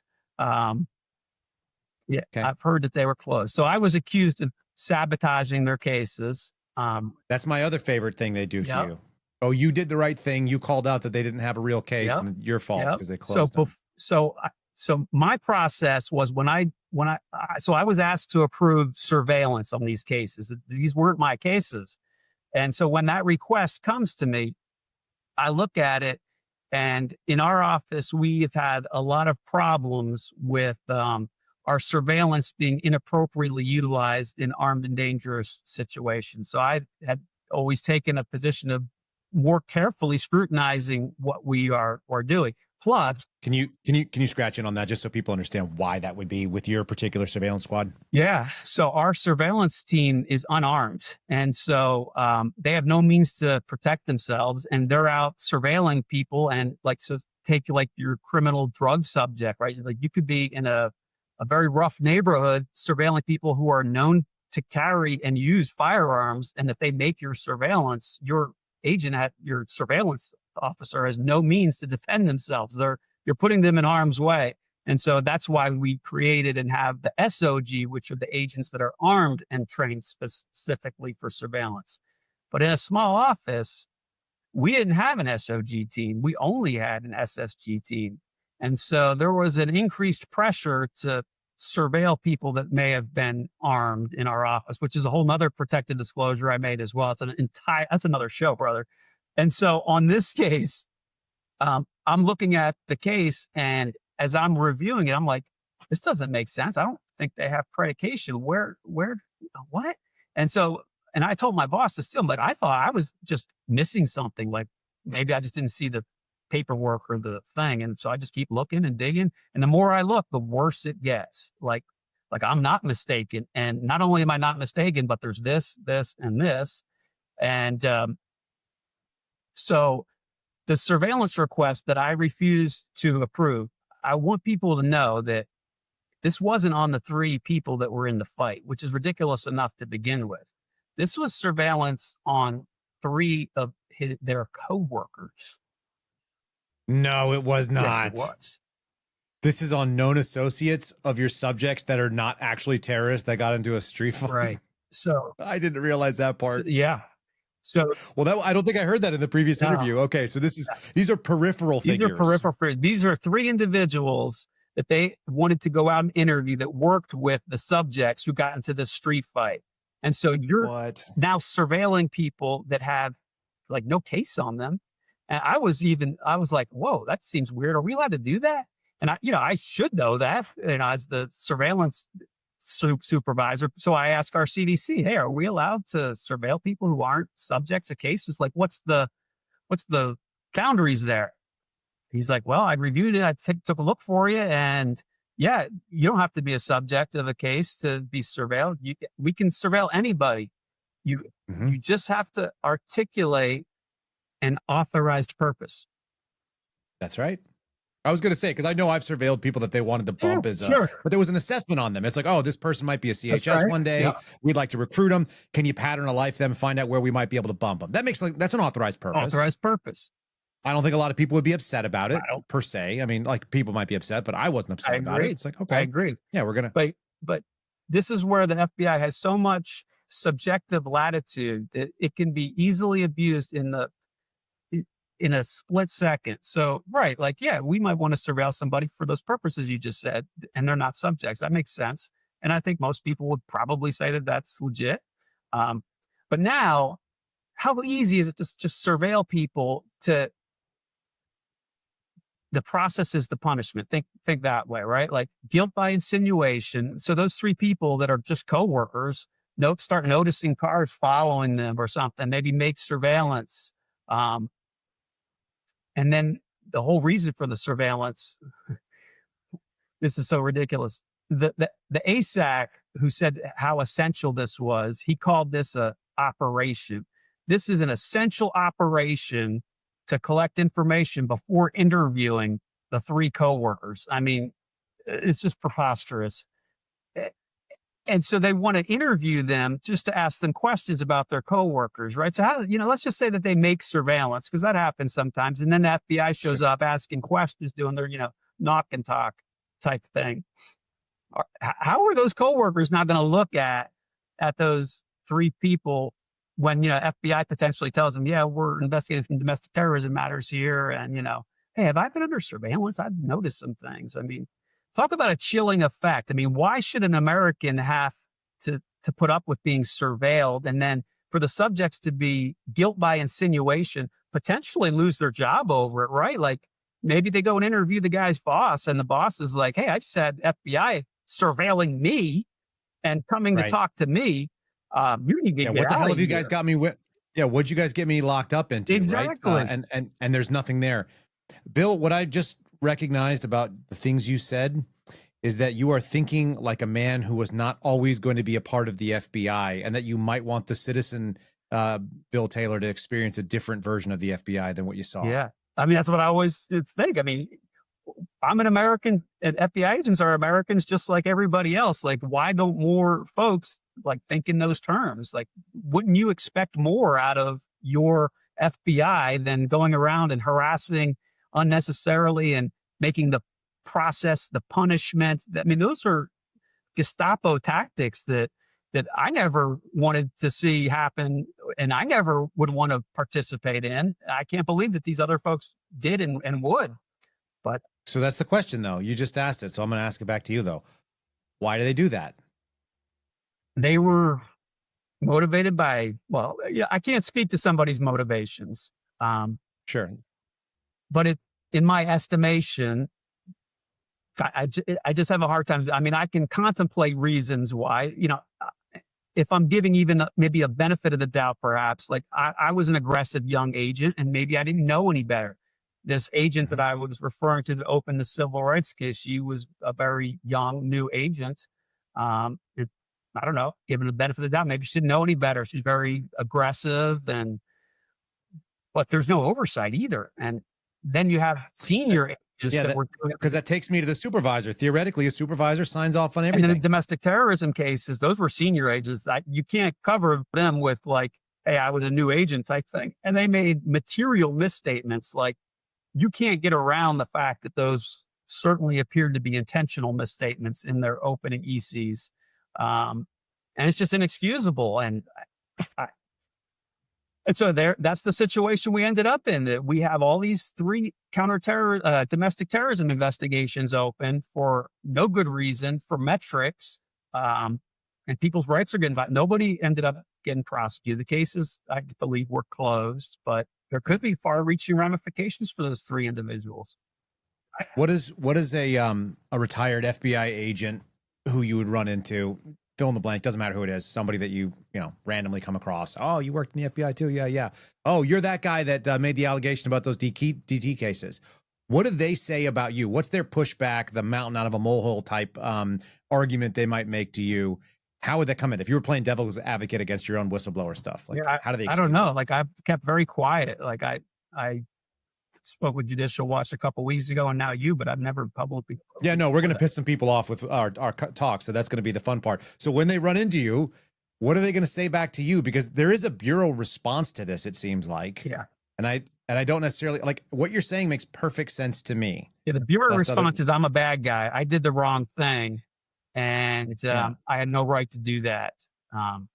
But what makes why are you a bad guy? Like, that's I keep trying to figure it out. Like, what makes you the bad guy? Because everything you said sounds very reasonable, and it sounds principled even. Careers, and I jeopardized people's prosecutions. And the way I respond to that, particularly the one about jeopardizing the prosecution, because there's a whole other case that we didn't talk about, the J6 stuff, where we'll do it next. Where I didn't jeopardize the case. I'm not the one who committed perjury. If you have a problem with the case being jeopardized, you should look at the FBI agents that didn't meet their discovery obligations, that said that they were going to get revenge on somebody, and that perjured themselves. So if your case goes to hell, don't look at me as the bad guy just because I reported it. It's not my problem. It's your problem. And it's that misplaced blame thing. They want to point the finger at me. I'm just reporting the facts. And like, when I report things, my MO is like, don't believe me. You can look at the papers for yourself. You can look at the case for yourself and make your own conclusion. You can listen to the recording of the ASAC saying, we're going to get revenge. And then you can look at the transcript where he lies in court and says, he didn't say that. You don't have to believe me telling you that. I give you the evidence. They've leveled some pretty hefty threats. And that's why we're here. We're taking it seriously. They threatened our people, and that's unacceptable. So they're going to feel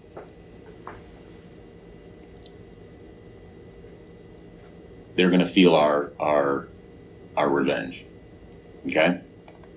They don't do this shit to us. Yeah. So I don't, Yeah, I don't want to do a 60 Minutes thing where I ask you the question and I know the answer already per se, but the allegation goes, the biggest sin that you can do is you can embarrass the Bureau. In fact, there was an entire campaign about it. Didn't they have buttons and like coffee mugs? It's true. Don't embarrass the Bureau. So being retired, I had a little time and I started looking historically through things. And what I found is that I found literally news stories decades old that talk about not embarrassing the Bureau. And in fact, there was at one time a policy where the FBI, get this is a legitimate policy that was flagged in Congress for change. And I guess it was changed. There was a policy that the FBI could shut down and not conduct an internal investigation if the results would embarrass the Bureau.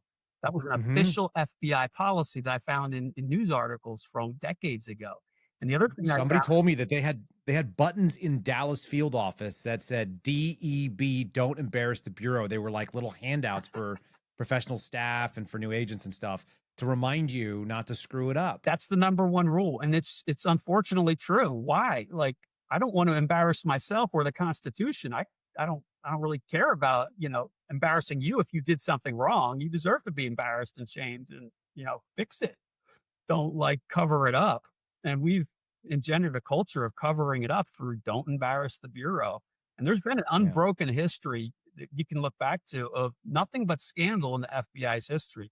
We've all heard about COINTELPRO and those big ones, but when I looked at the historical record, I can find every year there's scandal after scandal, much less reported on, but there's always scandals of whistleblowers, retaliation, misconduct, never ends, unbroken streak. And we need to have reform and make the FBI, responsible to accountability. And it's a joke that the DOJ would be the accountable arm of it's preposterous. They have failed utterly at that. What year do you think the FBI was founded? What would you say? I'm told it was 1908. How do you feel about that date? I don't know. I mean, I understand that they claim it's 1908. I think there was supposedly some memo from Bonaparte to be the initiation of it, but I don't know. So here's my argument, and I thought this was crazy. I noticed. So I worked in the Air Force, right? And the Air Force was founded as an Army Signal Corps, and then it became the Army Air Corps. And then in 1947, by act of Congress, they created the United States Air Force. So you're going to be shocked to find out that the Air Force claims its birthday is, I think it's September. I should know the day exactly, but I don't.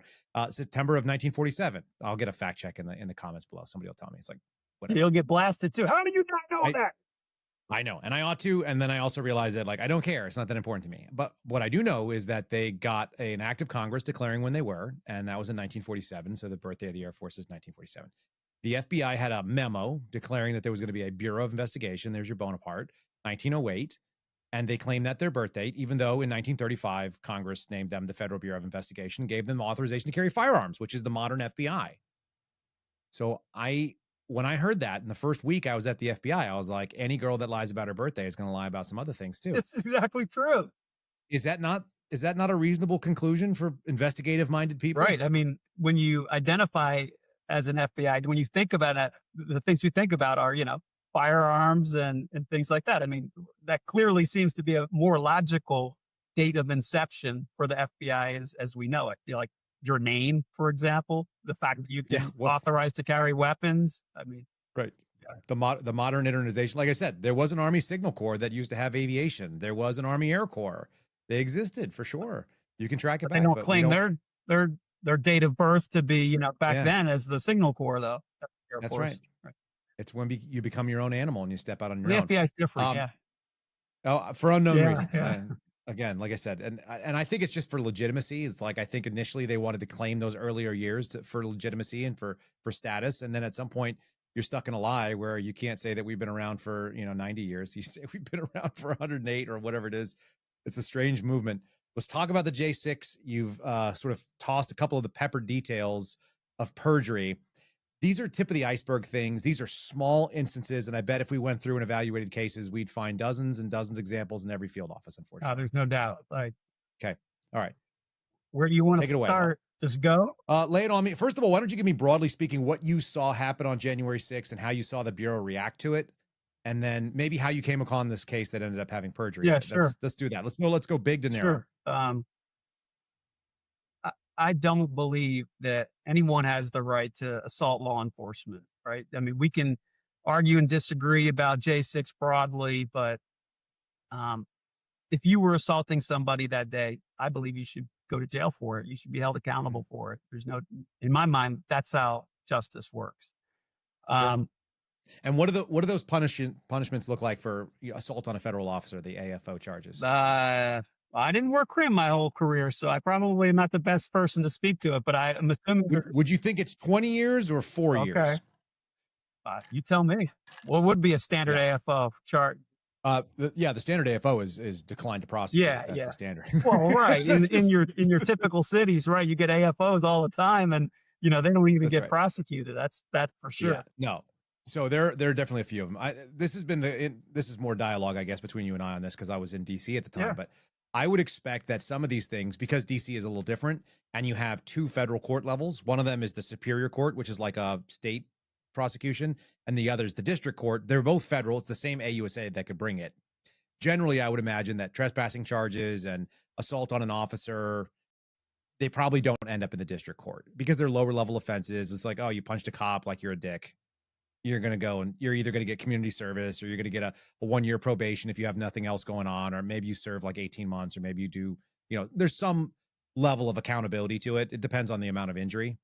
But if there's no hospitalization, most of these are declinations. Yeah. That's my experience. Does that sound reasonable Well, particularly the walking around, which was the overwhelming majority of people were not accused even of any physical violence. And, one way that I sort of look at it is people got upset when President Trump pardoned all these people, like carte blanche, just pardoned them all.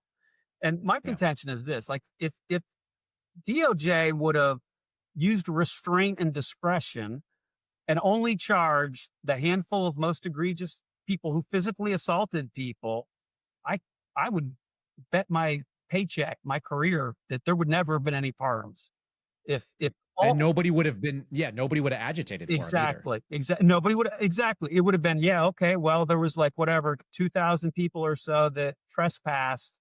We only prosecuted the ones that were, violent offenders assaulting people.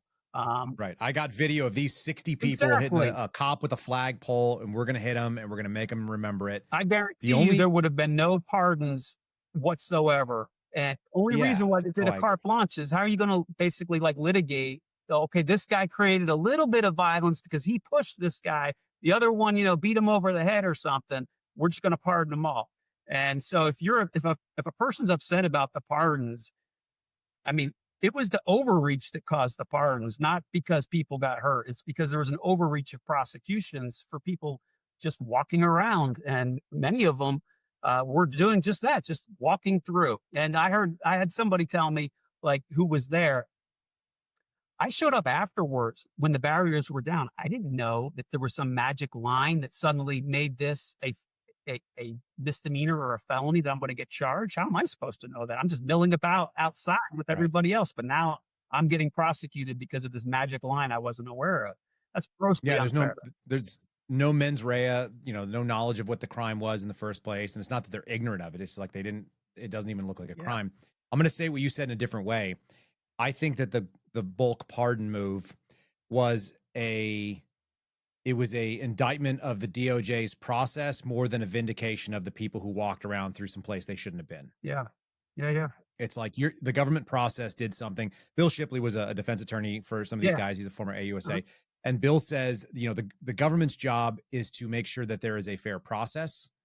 And when they start looking at outcomes instead of how do we make sure that we are doing our job fairly, then they've ceded the right to do it. And they went for an outcome, obviously, which was political.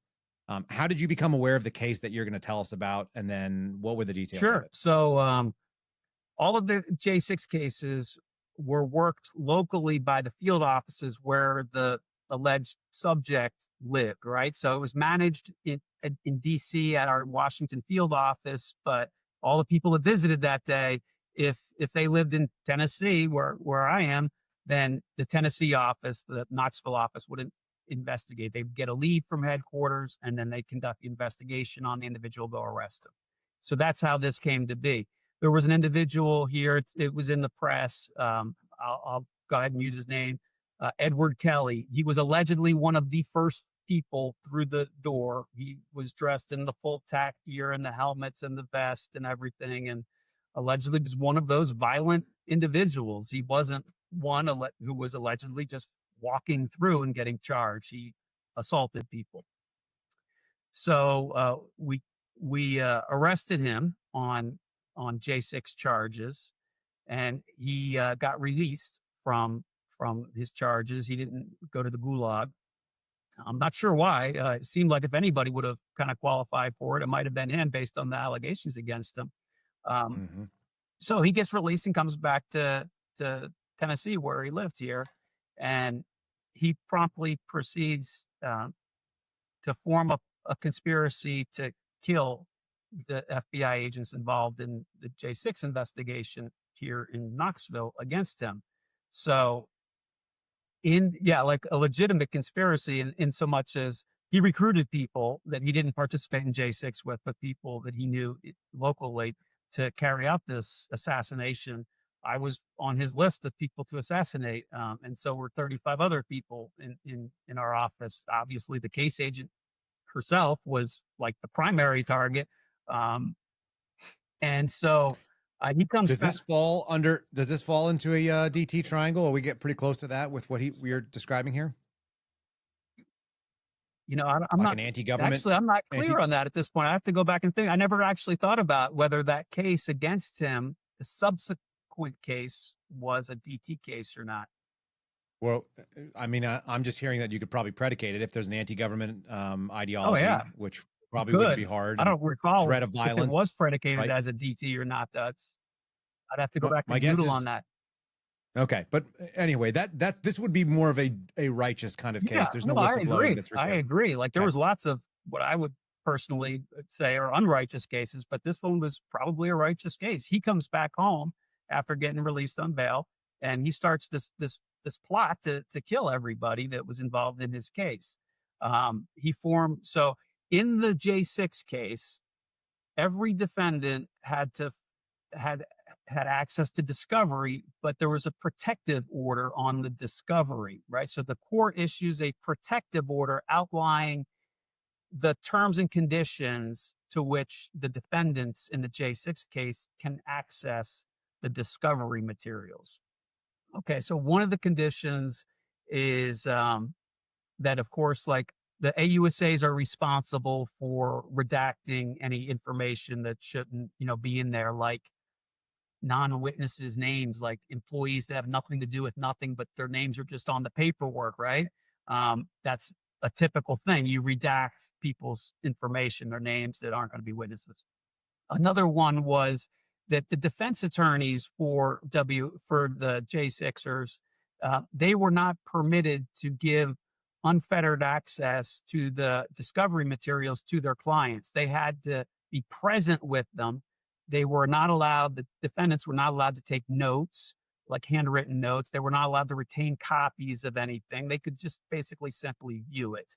And the defense attorneys had to sign on, like literally sign that they agree with this. And then the defendants had to sign that they comply with these terms as a condition of getting access to their discovery materials. So unfortunately, the discovery obligation, the protective order was completely ignored by everybody. So the AUSA failed to redact anything in the case that was turned over. So all the discovery materials that were provided were not redacted. The defense attorney for Edward Kelly did not adhere to those protective order. She let Kelly have unfettered access, which enabled Kelly then to do two things. He was able to take notes, and he was able to see, because the AUSAs didn't redact anything, everybody's names and telephone numbers in many cases of people who worked on his case. And so myself, I was a supervisor of SSG. I signed off on surveillance on him. I got added to his kill list. Everybody on SSG got added to his kill list because that was part of discovery and never redacted. And those people serve in a covert capacity too. So that's kind of a big deal. And then, of course, the case agent and people who participated in the search, and roughly roughly half of the 35 people on his list were not even agents. They were like support personnel, like whatever, the photographer or whatever the case may be. And so he puts together this hit list because of the protective order violation. I reported the protective order violation. Nobody cared. Nobody did anything. OIG did zero. We got lip service from our field office saying this is a big deal. This should never have happened, and people are pissed and da da da da.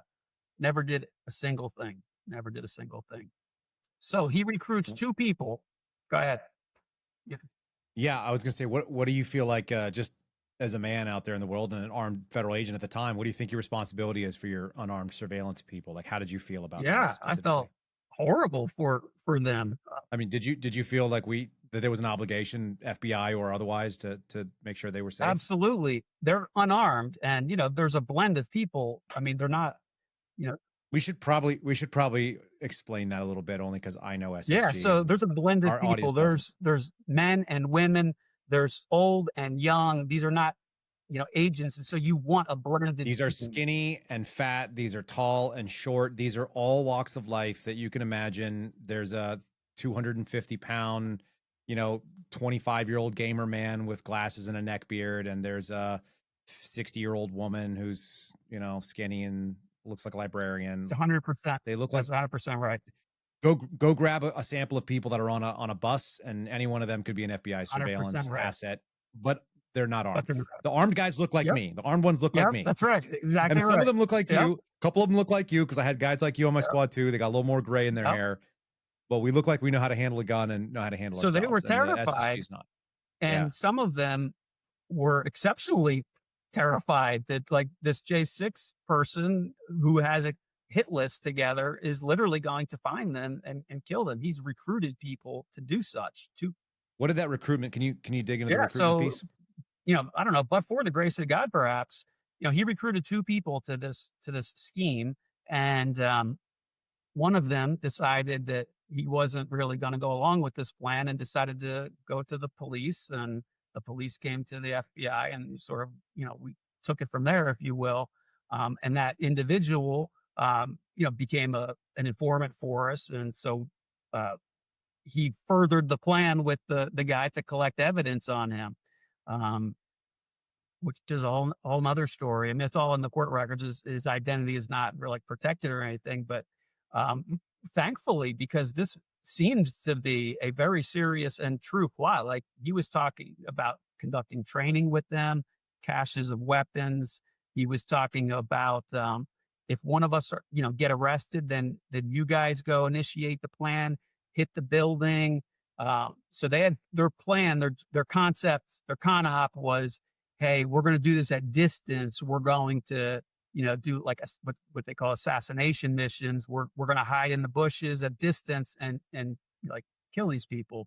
And if anything goes wrong, our plan is ultimately to attack the Knoxville field office.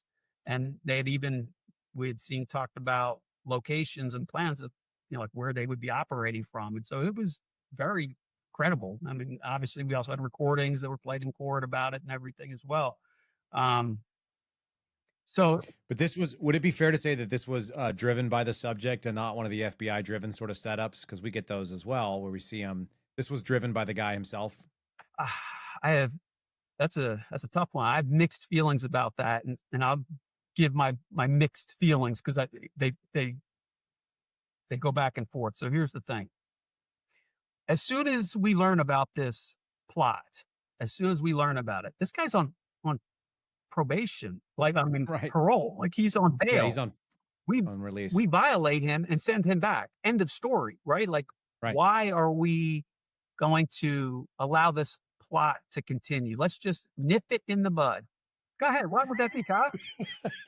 I know. I just got to say, it's so category bad. Metrics for 500 here. Yeah, we'll do metrics for 500. What if we could get some more stats out of this guy before we violate him and send him back? Never mind that you have 35 FBI employees that are legitimately concerned for their lives. So and to our office's credit, and some, to be fair, like their first gut reaction was to violate him and just pick him up on the street. But that very quickly changed and that was, I believe, largely because U.S. attorneys' offices, both here and in D.C., wanted more charges. So they're like, well, who's this other co-conspirator? Well, we better get a recorded call. Well, we better get another recorded call. And it just kept going and going. And our office initially wanted to go pick them up, but then they were basically told by Deputy Director Abate. So like at one point, our office considered doing a PC, probable cause arrest, which is not something that, agents typically do. Deputy Director Abate specifically put a no to that. And, Oh, wow. and our office told us like, hey, if we would have done that, we wouldn't be here on Monday morning type of a thing. Did Abate authorize 24/7 SOG surveillance of him? So again, very interesting dynamic here. So I had a handheld radio at home and I'm listening to our surveillance. So we do put surveillance on him, but we called surveillance off. When I say we, I mean our management, our local management called surveillance off for a couple of reasons. I think one night in particular was like just driving rain. It was very difficult. The subject lived in like a choke point location where there was really no good way to surveil him except like out from the street. And so there was like, an understandable concern that, he could walk up on one of our cars and just, blast them. I get that. But at the same time, oddly enough, we have contingencies to handle the sort of thing. Exactly. That's exactly. It's almost like you used to run a squad of technical agents that would do something about that. Yes, exactly. Okay. Yeah. Like we have pole cameras and things like that. Oh, okay. Absolutely. Now this guy was pretty savvy. He made he made pole cameras, or talked about making pole cameras. Like, hey, when he's talking to his co-conspirators, like, hey, watch out for the pole cameras and watch out for surveillance. He made our surveillance and things like that. So they were concerned about that, which, I understand. But at the same time, like, you have to have this guy in pocket, right? Like if he escapes surveillance and he's unaccounted for, I mean, is he out operationalizing and starting to hit people? I mean, that was a real concern. So I'm listening to the radio one night and they call surveillance and I'm like, oh my gosh, are you kidding me? Like I was half tempted to go out myself at that point. It was crazy. And then later I had learned through debriefings that Abate apparently ordered them to reinstitute surveillance. Like, no, you will get back out on 24/7 surveillance, despite your concerns for, your employees, which, on surveillance. We used to get that all the time. Yeah. That was a regular thing. It's like, if they make you, then they make you. So you were part of SOG, right? And so you and SOG are surveillance professionals. The other squads that were out there covering surveillance, because at this point we were not using SSG, even though they're the best surveillance team, but being unarmed, there was like, no way, you're not going out there during an active plot like this. So they had squads covering down on surveillance. No. And so some of those squads got burned. Bill, we used to do sometimes where we would work with the squads. They would send us out on their case. They'd hit the surveillance button, so it deploys SOG, and they'd come in relief for early or late shift or whatever. And I was a team leader for a while, and so we'd have the subject covered. Sometimes we do a mobile handoff. We'd be at a mall somewhere, and so they come in and do it, or they'd come pick them up at a residence, whatever it was. Anyway, I would regularly have my squad check in. We had our own inner channels, we had team channels, and so on and so forth. We operated on the SOG channels. They operate on the team squads for surveillance. And so we'd get a head count of all the agents that had come in to take over for us. And then I would go in contact. I'd reach out to the case agent who was coming in to relieve our squad. And I go, okay, looks like you guys are in place. And he'd go, what? And I go, look, looks like you guys are in place. Like, how much time do you need to feel good about it? And then my team's going to pull out slowly. And he would go, well, how'd you know I'm in place? And I'm like, red Ford Taurus. And then I would just name off all of his vehicles that I had. I'm like, do you want license plates and descriptions? Because we know who you are. Like, we watch you guys come in. And he goes, oh. And he goes, well, are you just showing off? And I'm like, no, but you guys could use some work. And like, if you ever want to come out and work with us, you should come out and rotate your people with us once or twice and see how we do it. Because professionals do it differently than you guys do. That's exactly right.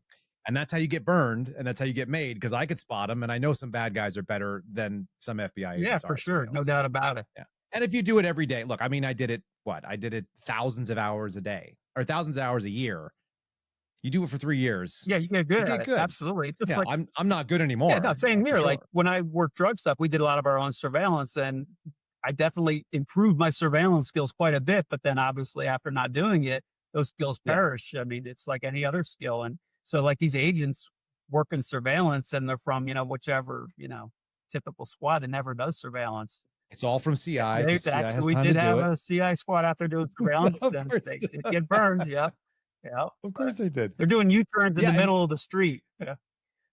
We had a moment where we went from a covert to an overt motion, and I realized that we had to burn somebody, so I just kept one, and I just said, just basically just bumper lock the guy and follow him around. We had a CT subject out in DC who was real credible terrorist type, like was doing all kinds of spooky stuff, like shaved his head, was like doing all these like hours of prayer and doing all these floats in the pool by himself for 3 hours and sending messages that said he wasn't going to be able to get married, he was going to have to enact his plot before it happened, and like some other like not good stuff, like sort of high end indicators. Yeah. And then he must have picked us. Oh, they did a search warrant at his house. That's what they did. They executed a search at his house, right? Classic. Pulled hundreds of hard drives. You can imagine why they must have hundreds of hard drives, but they did. And so that's usually a different kind of case. Yeah. So they do the search warrant.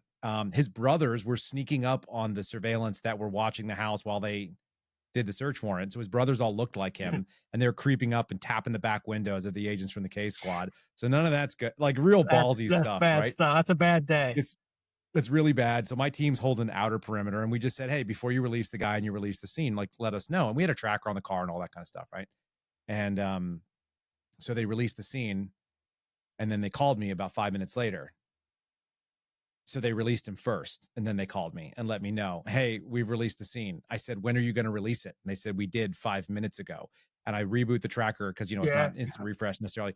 And the guy's already several miles away, and he's running fast. I mean, he's doing like 60 on 30s, like, service streets around Fairfax. So this was all in Fairfax.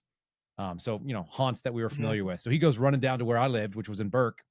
And we end up chasing him down Chainbridge Road and some other stuff. Like we're like sprinting after this guy. It's me and another, and we're going lights, like which you never do. Yeah. And I'm doing it, and like I'm doing it in like an MX-6, like Mazda or whatever it was, one of those like SUVs. And he got away. He ended up having a escape plan. He had money, and he bribed a totally like third party driver, which he definitely had set up beforehand. Jumped in a vehicle, and he disappeared for a whole week. And then he popped back up again. And when he did, we had the case squad that was trying to follow his brother around. Brother goes and picks him up, and it's like 5 a.m. in the middle of like Springfield, Virginia, where there's all those defense contractors, and there's 2 cars on the road, and it's like an FBI surveillance vehicle, and it's the brother who's going to go pick up this a-hole. So they end up completely burning the surveillance, and then they go, hey, SOG, you guys got it? And you go, you're like, yeah, thanks. You're like, asshole. I'm like, whatever. I'm going to go burn one of my 6 vehicles. Yeah, right. So I had one guy bumper lock him for a while until he got back home. That guy ended up doing one of the wildest things that we'd ever had in any of our little surveillance games, just for fun. I'll just finish out the story here, but he was authorized to skip us. We were told to stand down when he was working. He was working as an Amazon delivery driver. That's pretty cool. So they let him do Amazon delivery routes without us following him every stop. And they didn't put the plane up on him. And he decided to ditch the Amazon van, used all the money that he had like saved up in his prepaid Visa cards that he had been gathering for the last week, jumped on a bus, took the bus from Washington, D.C. down to Atlanta, Georgia, caught one in Atlanta, Georgia, down to Mexico City, one in Mexico City, all the way down to somewhere in Panama. And then jumped out. He bought himself a ticket to fly to Marrakesh. Wow. That's pretty good. And so he was en route, but the route went over the tip of Florida, and so it got U.S. air clearance, and he was watch listed. So he got bumped back, and the Panamanians sent him to like Guatemala, and the Guatemalans sent him to Mexico, and the Mexicans sent him back up to Dulles, and then we picked up our surveillance. Again. We got sent back then after arriving. That's right. And well, he never made it to Africa. Okay. Yeah, he made it down to Panama City or Panama somewhere in one of the cities there and flew out. But you know what the wild thing is? Like so many of these, never did a terrorist act. Yeah. You follow him forever and that never results in anything. But he was a 24/7 and he was in a choke point, and they knew that there was surveillance because he was beating on the windows. His brothers are out there doing it. It's like, that's the job. Yeah. If the alternative is like some of your professional support getting shot. Yeah. Put me out there. I think that's probably your attitude. Absolutely. Too. So that's why I have, I guess, mixed emotions about it. Like on the one hand, you talk about like undercover and letting the thing go on. Like why? I mean, you had them Right. dead to rights. You had the informants. You didn't really need anything more. Violate them and be done with it. Like, why Yeah. go to all this extra risk to all these FBI employees, half of which aren't even armed? Um, just go out and do the right thing. But DOJ in particular was adamant, and then FBI headquarters got on board with being adamant about, no, we got to continue the plot. We got to let them make more calls, and we got to get more evidence and see if there's more conspirators and get the weapons and this and that. And it could have easily led to something bad happening. For sure. Yeah. Do you think that was a political decision? I absolutely think it was a political decision, 100%. I mean, we were debriefed and told that it was essentially just that. There was a big turf battle between local office, both the U.S. Attorney's Office here and DOJ, doing different things and wanting to do different things. They were on different pages. There was a lot of arguing going on between them. And meanwhile, 35 people's lives potentially were in the balance. Uh, you know, a, a bunch of them, my direct reports that I was concerned about, as well as, myself. And I'm listening to the radio and they're like, yeah, cut surveillance tonight. Let them, we'll pick them up tomorrow, maybe, hopefully, possibly. Like, holy God, no. So ultimately they arrested it. So this goes on this really only happens over a course of like 2 or 3 days. One of the meetings, our office held like office-wide meetings to keep everybody apprised of what was going on, not just the 35 that were on the list. And so on one of these meetings, the ASAC is telling everybody how hard we're working, being, the political nonsense and everything. And at one point, he makes a comment like, these people they don't do this to us. They're going to feel our revenge. They don't do this shit to us. And I'm like, say what? We're gonna get revenge? They don't do this shit to us? I'm like, so this meeting was. Why was your reaction to that, though, for people to understand? Because we ain't in That's a human the reaction. revenge business. We're in the justice business. We're in upholding the Constitution. And if you start being motivated by revenge, you're in the wrong profession. That's in my book, that's fireable right then and there. And so I was taken aback by it. One of my employees that worked for me, like the day or two later, I ran across him in the hallway and he's like, hey, Bill, did you hear what he said the other day? He was talking about like getting revenge. I'm like, yeah, I don't know. What do you think? He's like, yeah, that's crazy. I'm like, okay, it's not just me, right? I later learned that several employees complained about it to the SAC. They've leveled some pretty hefty threats, and that's why we're here. We're taking it seriously. They threatened our people, and that's unacceptable. So they're going to feel our revenge. Okay? They don't do this shit to us. Keep in mind, the SAC was present for this meeting where he's talking about getting revenge, right? And didn't throw a flag at all. Nothing.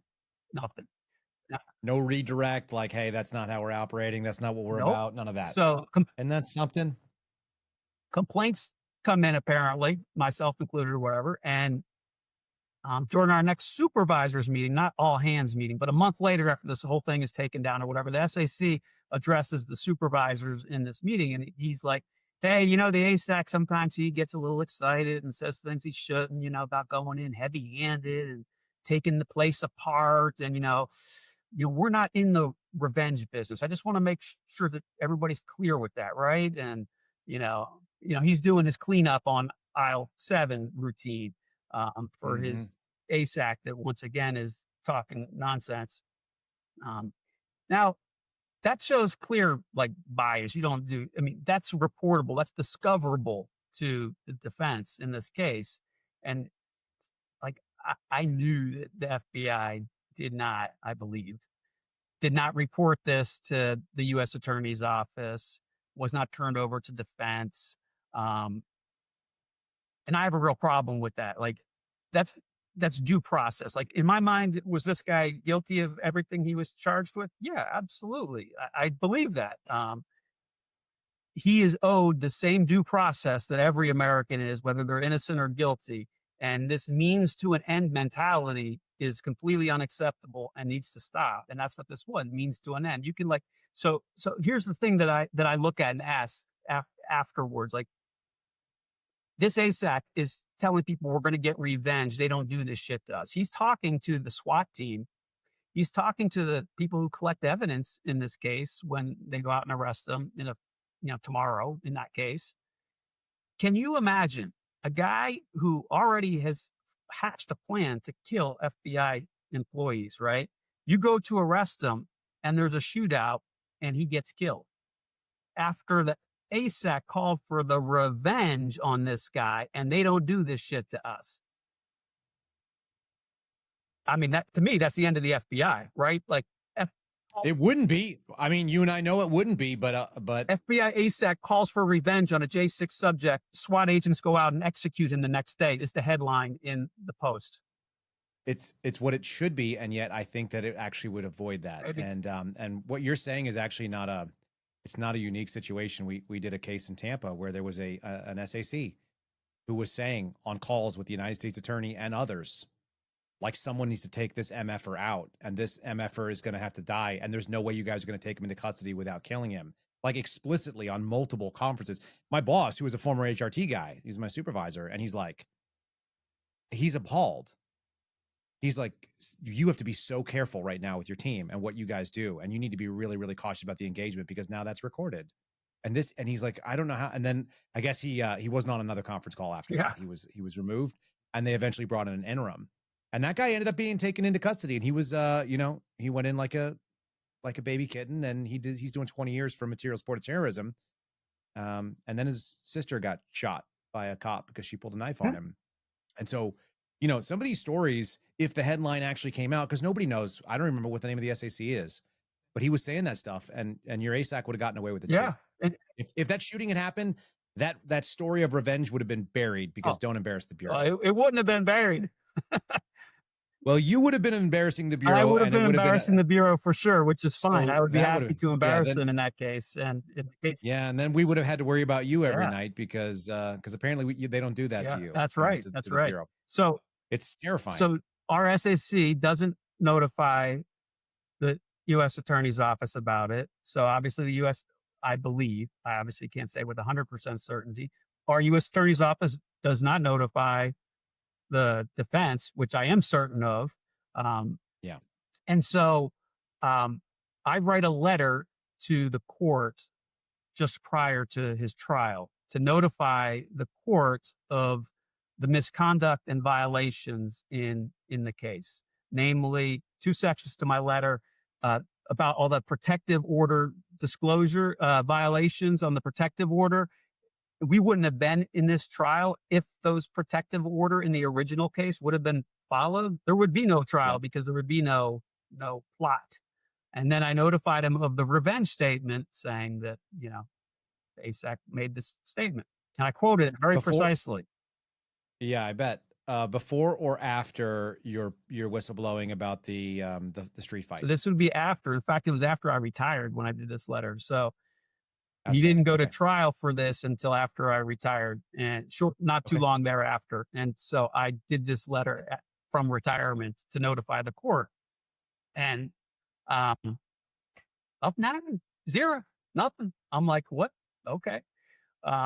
So in my letter, I actually asked for, and I probably will eventually post my letter. I asked the court for some protection. Like, I fear FBI retaliation. I'm like, my name was on this individual's hit list myself, but I feel like it's my duty to report this due process misconduct and problems. If Your Honor, if you decide that this letter is not relevant to the trial, if you could please destroy it or otherwise protect it, I would appreciate it. Well, the judge gives the letter. And so, it's a business letter. It's got my name, address, phone number on it. He gives the letter to the prosecutors and the defense counsel. Unredacted. So the defense counsel, of course, gives the letter to the defendant, the guy who wants to kill me, with my home address on it. I'm like, what? You can't make this stuff up. You got to feel like that guy probably also had kind of a mind job on him too, because he's got to probably appreciate what you did. Yeah, right. And then also, Yeah. but then he's also a scumbag, so who knows what kind of. I think at the trial he was, trying to make some eye contact, maybe favorable eye contact, thinking, that I was in his corner in some way, but I don't know. Jeez. And that, so then here's a piece of the retaliation too that just continues into retirement, right? So the prosecutors then give the letter to the FBI. And now keep in mind, everybody at the FBI thinks that I'm trying to ruin their cases, right? And so Sure. I in my letter talk about fear of FBI retaliation. So the FBI then takes the letter and does this little mind game. They do this little game. They go and talk to some of the squad that runs the case and says, "Hey, there was a letter from a former employee," which obviously was me. I mean, there was no like beating around the bush, even if they didn't use my name. I'm not sure if they used my name. They may have. And we're not going to tell you what's in there, but the trial's been in the letter. We're not going to tell you what's in the letter, but the trial's been put off.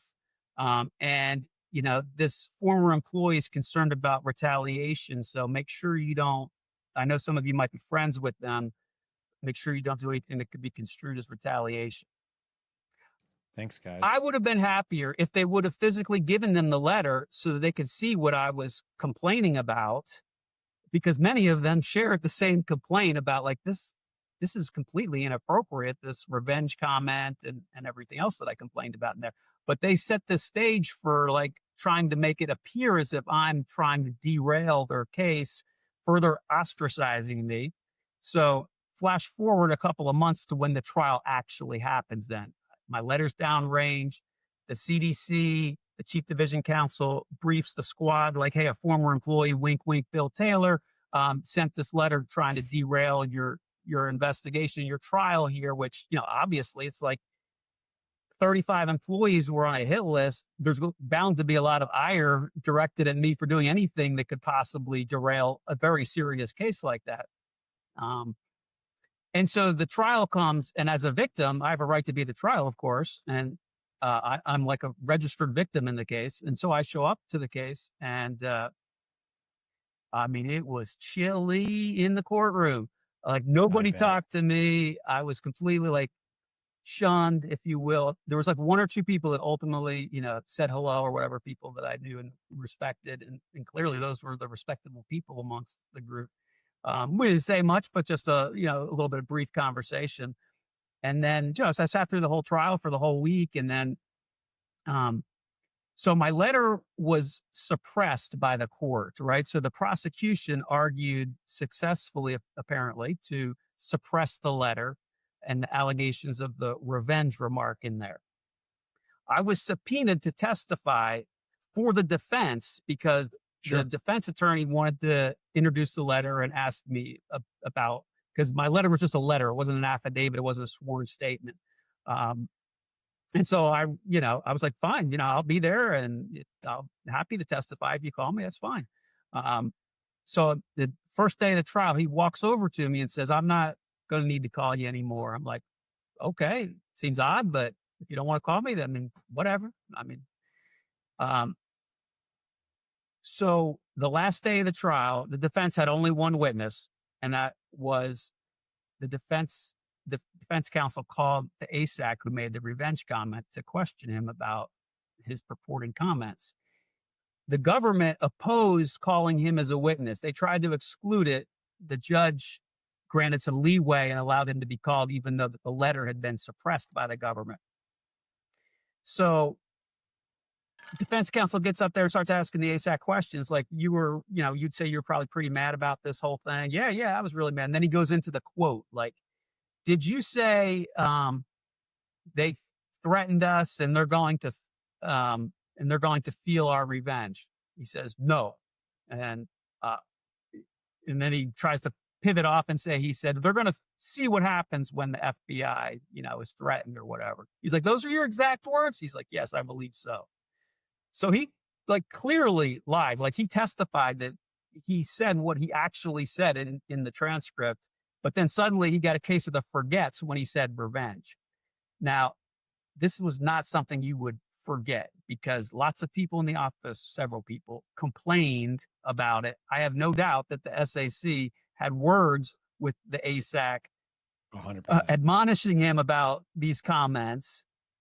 So it's not something that he could just say, "Oh, I forgot," or some nonsense. And there's a recording of him saying it as well. And that's the real thing, because this was probably given out to all the different RAs or different people. They would have recorded it and sent it off. And so, yeah, so it's clear as day what he said. He can't say that he didn't say it. And do you have that recording? Huh? I do have a copy of that recording. Yeah. Yeah. I posted it online. Right? I posted it. Okay. I did see it. I scanned through some stuff and I see the context and I go, okay, yeah, I get what that's about. But we should probably play it right here. I'll just drop it in. Yeah, sure. We can do that. So we'll do that. All right. So I'll make a little space for it there. We'll drop it in for fun because people like to know that.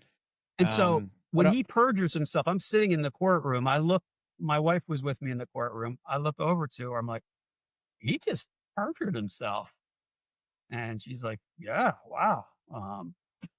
So I was like flabbergasted. So here's the thing. Like, okay, you said something stupid. Got it. Like, it happens. Mea culpa, fall on the sword, tell the AUSAs, tell the defense. It's not going to change the outcome of the case. The facts are overwhelming. That's right. I had an emotional moment when I was concerned about my subordinates. I let my emotions get the best of me, and it was an unprofessional thing. Here's what I said. And if I could say, and we had a discussion about it afterwards, and we reaffirmed that everyone understood that. So normal people think that way, Kyle. Yeah, I know. But what's the Bureau response? Don't embarrass the Bureau. Let's cover it up. So does the SAC or anybody report it to the U.S. Attorney's Office? No. The U.S. attorneys, when they find out about it vis-a-vis my letter, did they do anything about it? The U.S. Attorney's Office could have interviewed any one of 100 people that sat in that meeting to verify. This report here says that he said that. Did he say that? Mr. SAC, did he say that? Yeah, he did. Okay, well, we're going to turn it. Yeah, did you have 8 reports of people that thought it was inappropriate? Exactly. It would be so easy for the U.S. Attorney's Office to verify. They did nothing. Zero. And so what did everybody do? They cover it up. They covered it up. So they went from bad to worse. Okay, you said something stupid. It's not going to make a lick of difference to the verdict. Just take your lumps and be done with it. Nope, we're going to cover it up. Where did the recording come from? How did you end up with it? I have possession of a recording of it. It was broadcast over like one of those Teams Skype type calls. Sure. So it could have come from a lot of places. Noted. Yeah. That is an appropriate answer for this. And you know what? As a member of the press who now puts things out on X, you are a member of the press and you're protected by journalistic privilege. Oh, wow. That, and I will accept that answer. Don't you think? I don't know. I've never had a privilege in my life. I don't feel like. I don't know. So it's nice to have one, maybe. Well, I'll tell you, when you start publishing things, in a way, you're a self-publisher, but you're writing things, and that makes you a member of the press. I'm going to ask you a hypothetical question. Yeah. I suspect I know. Imagine you're working a case, and the subject of your investigation is a nonprofit organization, and you're investigating the nonprofit for doesn't really matter what. And you have them classified as a SIM because they are also a member of the press. You're smirking. You might know this story. Might. But imagine you have them listed as a SIM. What's the qualification for someone to be a SIM as media? What would that have to mean? Who would have to approve that sort of thing? Oh, that would be approved certainly by the CDC in the office. And I believe locally, the SAC would approve it as well. Okay. So it required extra approvals, numerous extra approvals. So case agent nominates, SSA says yes, kicks legal up review, to CDC. Legal review. Depending on the profile of it, maybe something that goes to other DOJ entities absolutely. or FBI, depending OGC. on who and what, it could go to headquarters and potentially DOJ. Okay, national organization. Probably you're going to have some scrutiny, so you might take it above. One would think. And then imagine that you notice that that the United States Attorney's Office you're working with there decides to include that no reasonable person would consider them a member of the media or journalists. It seems like the same kind of problem that you might have. Maybe. You seem like the kind of guy who would look out there and say, hey, if you do something that's out of bounds, you're allowed to do out of bounds things. It happens, but you got to correct it. It can't stand. That's right. you take your lumps and you move on. Yeah. And it might not And be destructive to the case, or it might, but Sure. Yeah. Either you got a case or you don't have a case. that's right. That's right. And in this instance, I don't believe it would have made a lick of difference. And instead of taking their lumps for it, they cover it up. And then to make it even worse, so like whenever somebody testifies, you have witness trial prep, right? Now, granted, the ASAC was being called as a witness for the defense, but it is inconceivable to me that his potential testimony wasn't reviewed with the U.S. Attorney's Office and his boss, the SAC. Like, okay, so you're going to be asked about this if they call you. What are you going to say? Because we're going to have to cross-examine you after. That's a totally reasonable supposition for someone who's done trial prep that they would war game out. What is your answer going to look like? And so the U.S. Attorney's Office, the AUSAs, are in possession of my letter knowing the accusation against him. And it was pretty clear and credible. And in that prep, what did he tell them? I'm going to deny it. I'm going to say, no, I didn't. Or, I mean, that's just incredulous to me is like. Yeah, I can't imagine he would do that either. So he'd probably say, yeah, I'm just going to own it and say it wasn't. Which would have been the right thing to do. Again, like, okay, you made a mistake. You said something stupid. Okay, it was sort of covered up. It wasn't turned over. Shame on you. But obviously, I'm not going to perjure myself in court and say I didn't say it when it's easily provable that I did say it. Isn't there like a whole series of like case law about excited utterances and like whether or not they're of value? Yeah. There's like, you can't make this stuff up. And so he sits there and then perjures himself. And so I write another letter then this time to the U.S. Attorney's Office, notifying them that he perjured himself and providing them so in my original letter, I provided a snippet of whatever, 2 or 3 sentences of his revenge comment. In my letter to the U.S. Attorney's Office, I provided them a transcript of the entire 44-minute meeting that he held where he said the revenge thing, as well as some other questionable misconduct possibly as well. And notifying them of the perjury, thinking that since they're responsible for investigating it, or would be, never once heard from them. They turned that letter over, which had, again, my name and address on it. They turned that letter over to the defense counsel immediately, who turned it over to the defendant once again. The AUSAs didn't redact, once again, my home address and phone number on the letter that I gave them, who they know I'm a victim and was targeted for assassination. And they give my address to him. I mean, how ridiculously punitive is that? And I mean, that's just blatant misconduct. Never has any accountability been had. The ASAC retired. Doesn't matter. They could still prosecute him. As far as I know, the ASAC still has security clearance. Nothing has happened to the SAC. Nothing has happened to the AUSAs. I have never been contacted about it. There is zero interest. I reported it to DOJ OIG, who declined it as well. And this is like dead to rights perjury by an FBI agent on a J6 subject. Nobody cares. And that's just, to me, is mind-boggling. So he was found guilty and sentenced to life in prison ultimately. I think he's appealing it at this time, perhaps. But, and my beef isn't with him. Like, I'm not trying to help him. And I actually put that in my letter. It's simply to ensure that justice is done properly. We can't do shortcuts. We can't perjure ourselves. That is a shortcut to disaster for the FBI and for our country. There was this guy that used to work there, and I've seen him talk sometimes, and he used to talk all the time about having to do the right thing in the right way for the right reasons at the right time. Who was that guy? Wasn't it Chris Ray? Yeah. Yeah, that was a joke. That was such a hypocritical joke. I could tell you so many more stories of protected disclosures too, not just like stories, but things I filed where Ray lied, things that I filed that don't matter. Yeah, he was a disgrace. But luckily, we're going to prosecute Comey. I hope so. I mean, they'd be fine, but I just think a lot of that statute is gone. I think the limitations. I don't see it happening. Yeah, but no. All right. Are you well received by FBI folks? You got any FBI buddies that you still get to talk to that want to pick up the phone and shoot the shit Not with you? really. No, no, not. I mean, I guess there's you. Yeah, I'm gonna introduce you to the group chat. You're gonna join in there. You're gonna fit right in with the guys. I've been fortunate enough to talk with folks like Steve a couple of times and Garrett and whatnot, who I admire greatly. Um, they've I never wanted. Not I have obviously I have attorneys as well to help defend myself. Um, I always told them too, like, I don't ever want this to be about me. This isn't about me. Like, I don't do anything for attention or spotlight or I, I just want it to change. I want it to be fixed so that other people don't have to go through the same thing. And when you hear the stories about what you went through, what Steve, what Garrett, especially Garrett, I mean, the whole move situation and he's stood strong against he didn't resign or anything. And so he's been without pay for coming up on like 1,100 days. I mean, That's it's right. just outrageous that they could hijack people like that.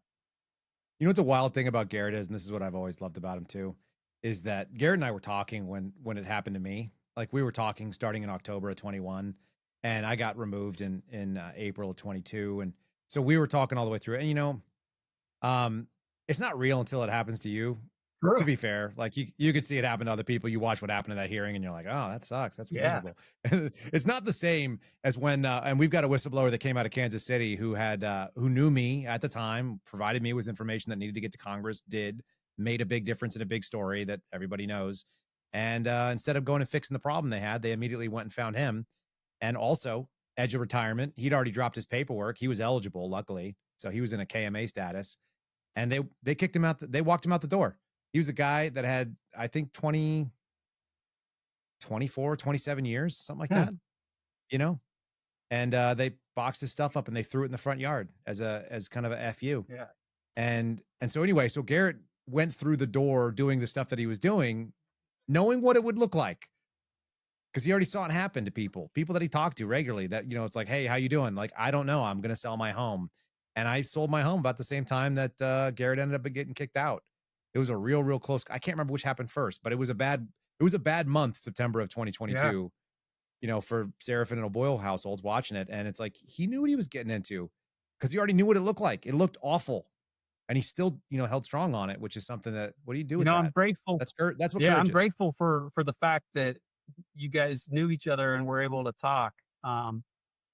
That's God. I can't imagine. I'm just going to tell you straight up. Like, if either one of you had to go through that without talking, and that was one of the parts that really affected me a lot was I had nobody to talk to. Like I was alone, and being able to commiserate or share and lean on each other for support, man, that's huge. But the Bureau purposefully isolates people to prevent that so that you do collapse. Every single person that I've talked to that's had this story thought they were the only one until they realized that their story. You have to go through the other end of it too. You got to do it all alone initially. And then you realize it's like, oh, my story is exactly. Yeah. How many times have you listened to somebody tell you, whether it be a Kreider or Zach or some of these other guys, or you hear them, and then you go like, oh yeah, that like that's my story. Yeah. The guy's saying my story. Yeah. And I guess I do get frustrated sometimes. You see people criticize guys like, you or Garrett or Steve or Marcus or anybody for the way that they handle they are frustrated. Some of the old guys that have retired are frustrated and angry that you're attacking the FBI or whatever. And to that, I say, until you've walked in the shoes, and some of them will say, well, I've been OPR'd, like I know what it's like. Yeah. You don't until they come at you with the fabrications. When they run the playbook against you, like I was fine with the insubordination OPR, if that's what you wanted. Yeah. Like that wasn't going to bother me. But when you went after me and my family and denied me the ability to get medical help or spiritual support, that was it. And until you've gone through that, you don't understand. And if you have gone through that, you have every right to call for the FBI to be burned to the ground, figuratively, and dismantled and everything else, because nobody can really appreciate what that's like. So I will never criticize whistleblowers for how they handle it, because it's going to be different from person to person. You said something really important earlier, though. If they do it to you and you were there 20 years and you did a good job with it. And there's other examples, and Zach and Mark, who I'll put links below so people can find those easily. Those are good stories. You guys want to hear a series of like FBI whistleblowers going back from various times with various different experiences who didn't know each other. The story's always the same. It's always really unjust. And if they'll do it to people that theoretically are like one of us, they got no problem coming at you. None. That's exactly right. They'll put an ASAC on the stand who perjures himself, Yep. and nobody will even blink, Yep. and nobody will throw the flag. Yep. They're all disposable. And if you're in the FBI, you need to understand that you're disposable. And the whole thing about an FBI family, unfortunately, I feel like is a big myth. I mean, if you're killed in the line of duty, yes, they will, come and put on the parade and the big ceremonies and everything. But I cynically, unfortunately, feel like it's just a show to make people think that it's a big FBI family. Because when you're really in need, they'll tell you, no, you can't go see a doctor or talk to your pastor. Screw you. Keep your mouth shut, kid. Yeah. That's it. Yeah. It's a shame. I very much appreciate you spending all the time, because we spent a lot of time today, and I hope people have a really good little insight into how this sucker works. I hope so. It's just another piece. You want to tell people the place that you want to mix it up with them if they want to reach out to you, or someone wants to share a story or anything along those lines? Yeah, I'm an old guy, so I don't really do social media. I have an X account, and that's it. And I'm, like you had said in the first episode, my handle there is at RET, like retired, RET FBI.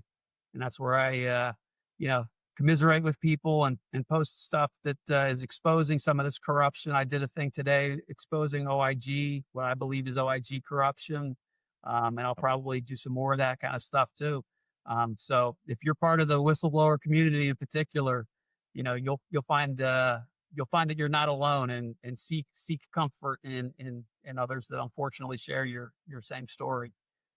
And hopefully we can make a change. I mean, that's really the main reason that I speak out and want to expose it. Is I personally demand a change to the whistleblower laws and the system that abuses us. It's got to change. So that's why I do it. That's it. Yep. It's a real threat, and that's why this podcast exists. And I'm glad that you came on and took advantage of the thing that we are here for, which is telling a story. Thank you for having me. It's been a great experience, and you do a real good public service for people, not just for people. I mean, it helps me personally just be able to tell my story. Being silenced was one of the hardest things, and I feel like I'd been silenced for a lot of reasons. And that is personally helpful as an individual, but it's also helpful to shed light and hopefully leading to some real changes. And some of the things that you reported on and done have actually led to changes at the Bureau. We need to take it to the next step and have Congress address things and change some of these whistleblower laws that are completely inadequate and only protect the retaliators. That's it, man. I look forward to talking more, and we'll have you back on anytime you want. And if you ever want to be on the morning program and share some kind of insight if something happens, by all means, we'll do a call in. I like listening to people who know what's going on and have different sources too. So I appreciate you, man. You're my Bureau family now. And that is the Sunday Sit Down. So thanks for joining us. Make sure you guys are subscribed and liking and notifying yourself when these things go live. If you want to listen over on one of the live platforms, YouTube is the best for us. And the community is growing over there. We cleared 12,000. We're still growing. And we've had a really rapid increase this year. Big thanks for the folks that have done that. If you guys want to watch us on Spotify, or if you want to watch it after the fact, these go live on Spotify the exact same time. So even though I stream it, if you want to get it, if you're a 2X kind of person or a 1.5X, you can do them at KyleSerafinshow.com and get the Spotify on Sundays if you don't have the time to sit around, or if you want to download it for a plane ride or something like that. Definitely check us out. Big thanks to all of you that are part of the program. Again, the locals, subscribers and supporters are the ones that paid for this episode in many ways, because there were so many of you that jumped in the last 2 weeks. Super grateful for the support, and I look forward to talking to you guys on Thursday nights when we do the call-in show. Go ahead and leave a 5-star review if you are so inclined. Follow Bill Taylor at RETFBI over on X. He continues to put out really, really solid, I think, unemotional content, and he approaches it with a sort of inquisitiveness of somebody that you'd expect to be working for the FBI. That was the great remark I got from someone. He's kind of the thing you thought FBI supervisors would look like and sound like, and he really is. That's what a good supervisor looked like. All right, folks, have a great Sunday, or whatever the rest of the day is that you are listening to this, and I look forward to seeing you at 0930 for the Kyle Serafin Show when we do the live throughout the week. Thank you for listening to The Kyle Seraphin Show, streamed live weekdays on rumble.com/Kyle Seraphin. Follow Kyle on Twitter, Truth Social, and Instagram @Kyle Seraphin.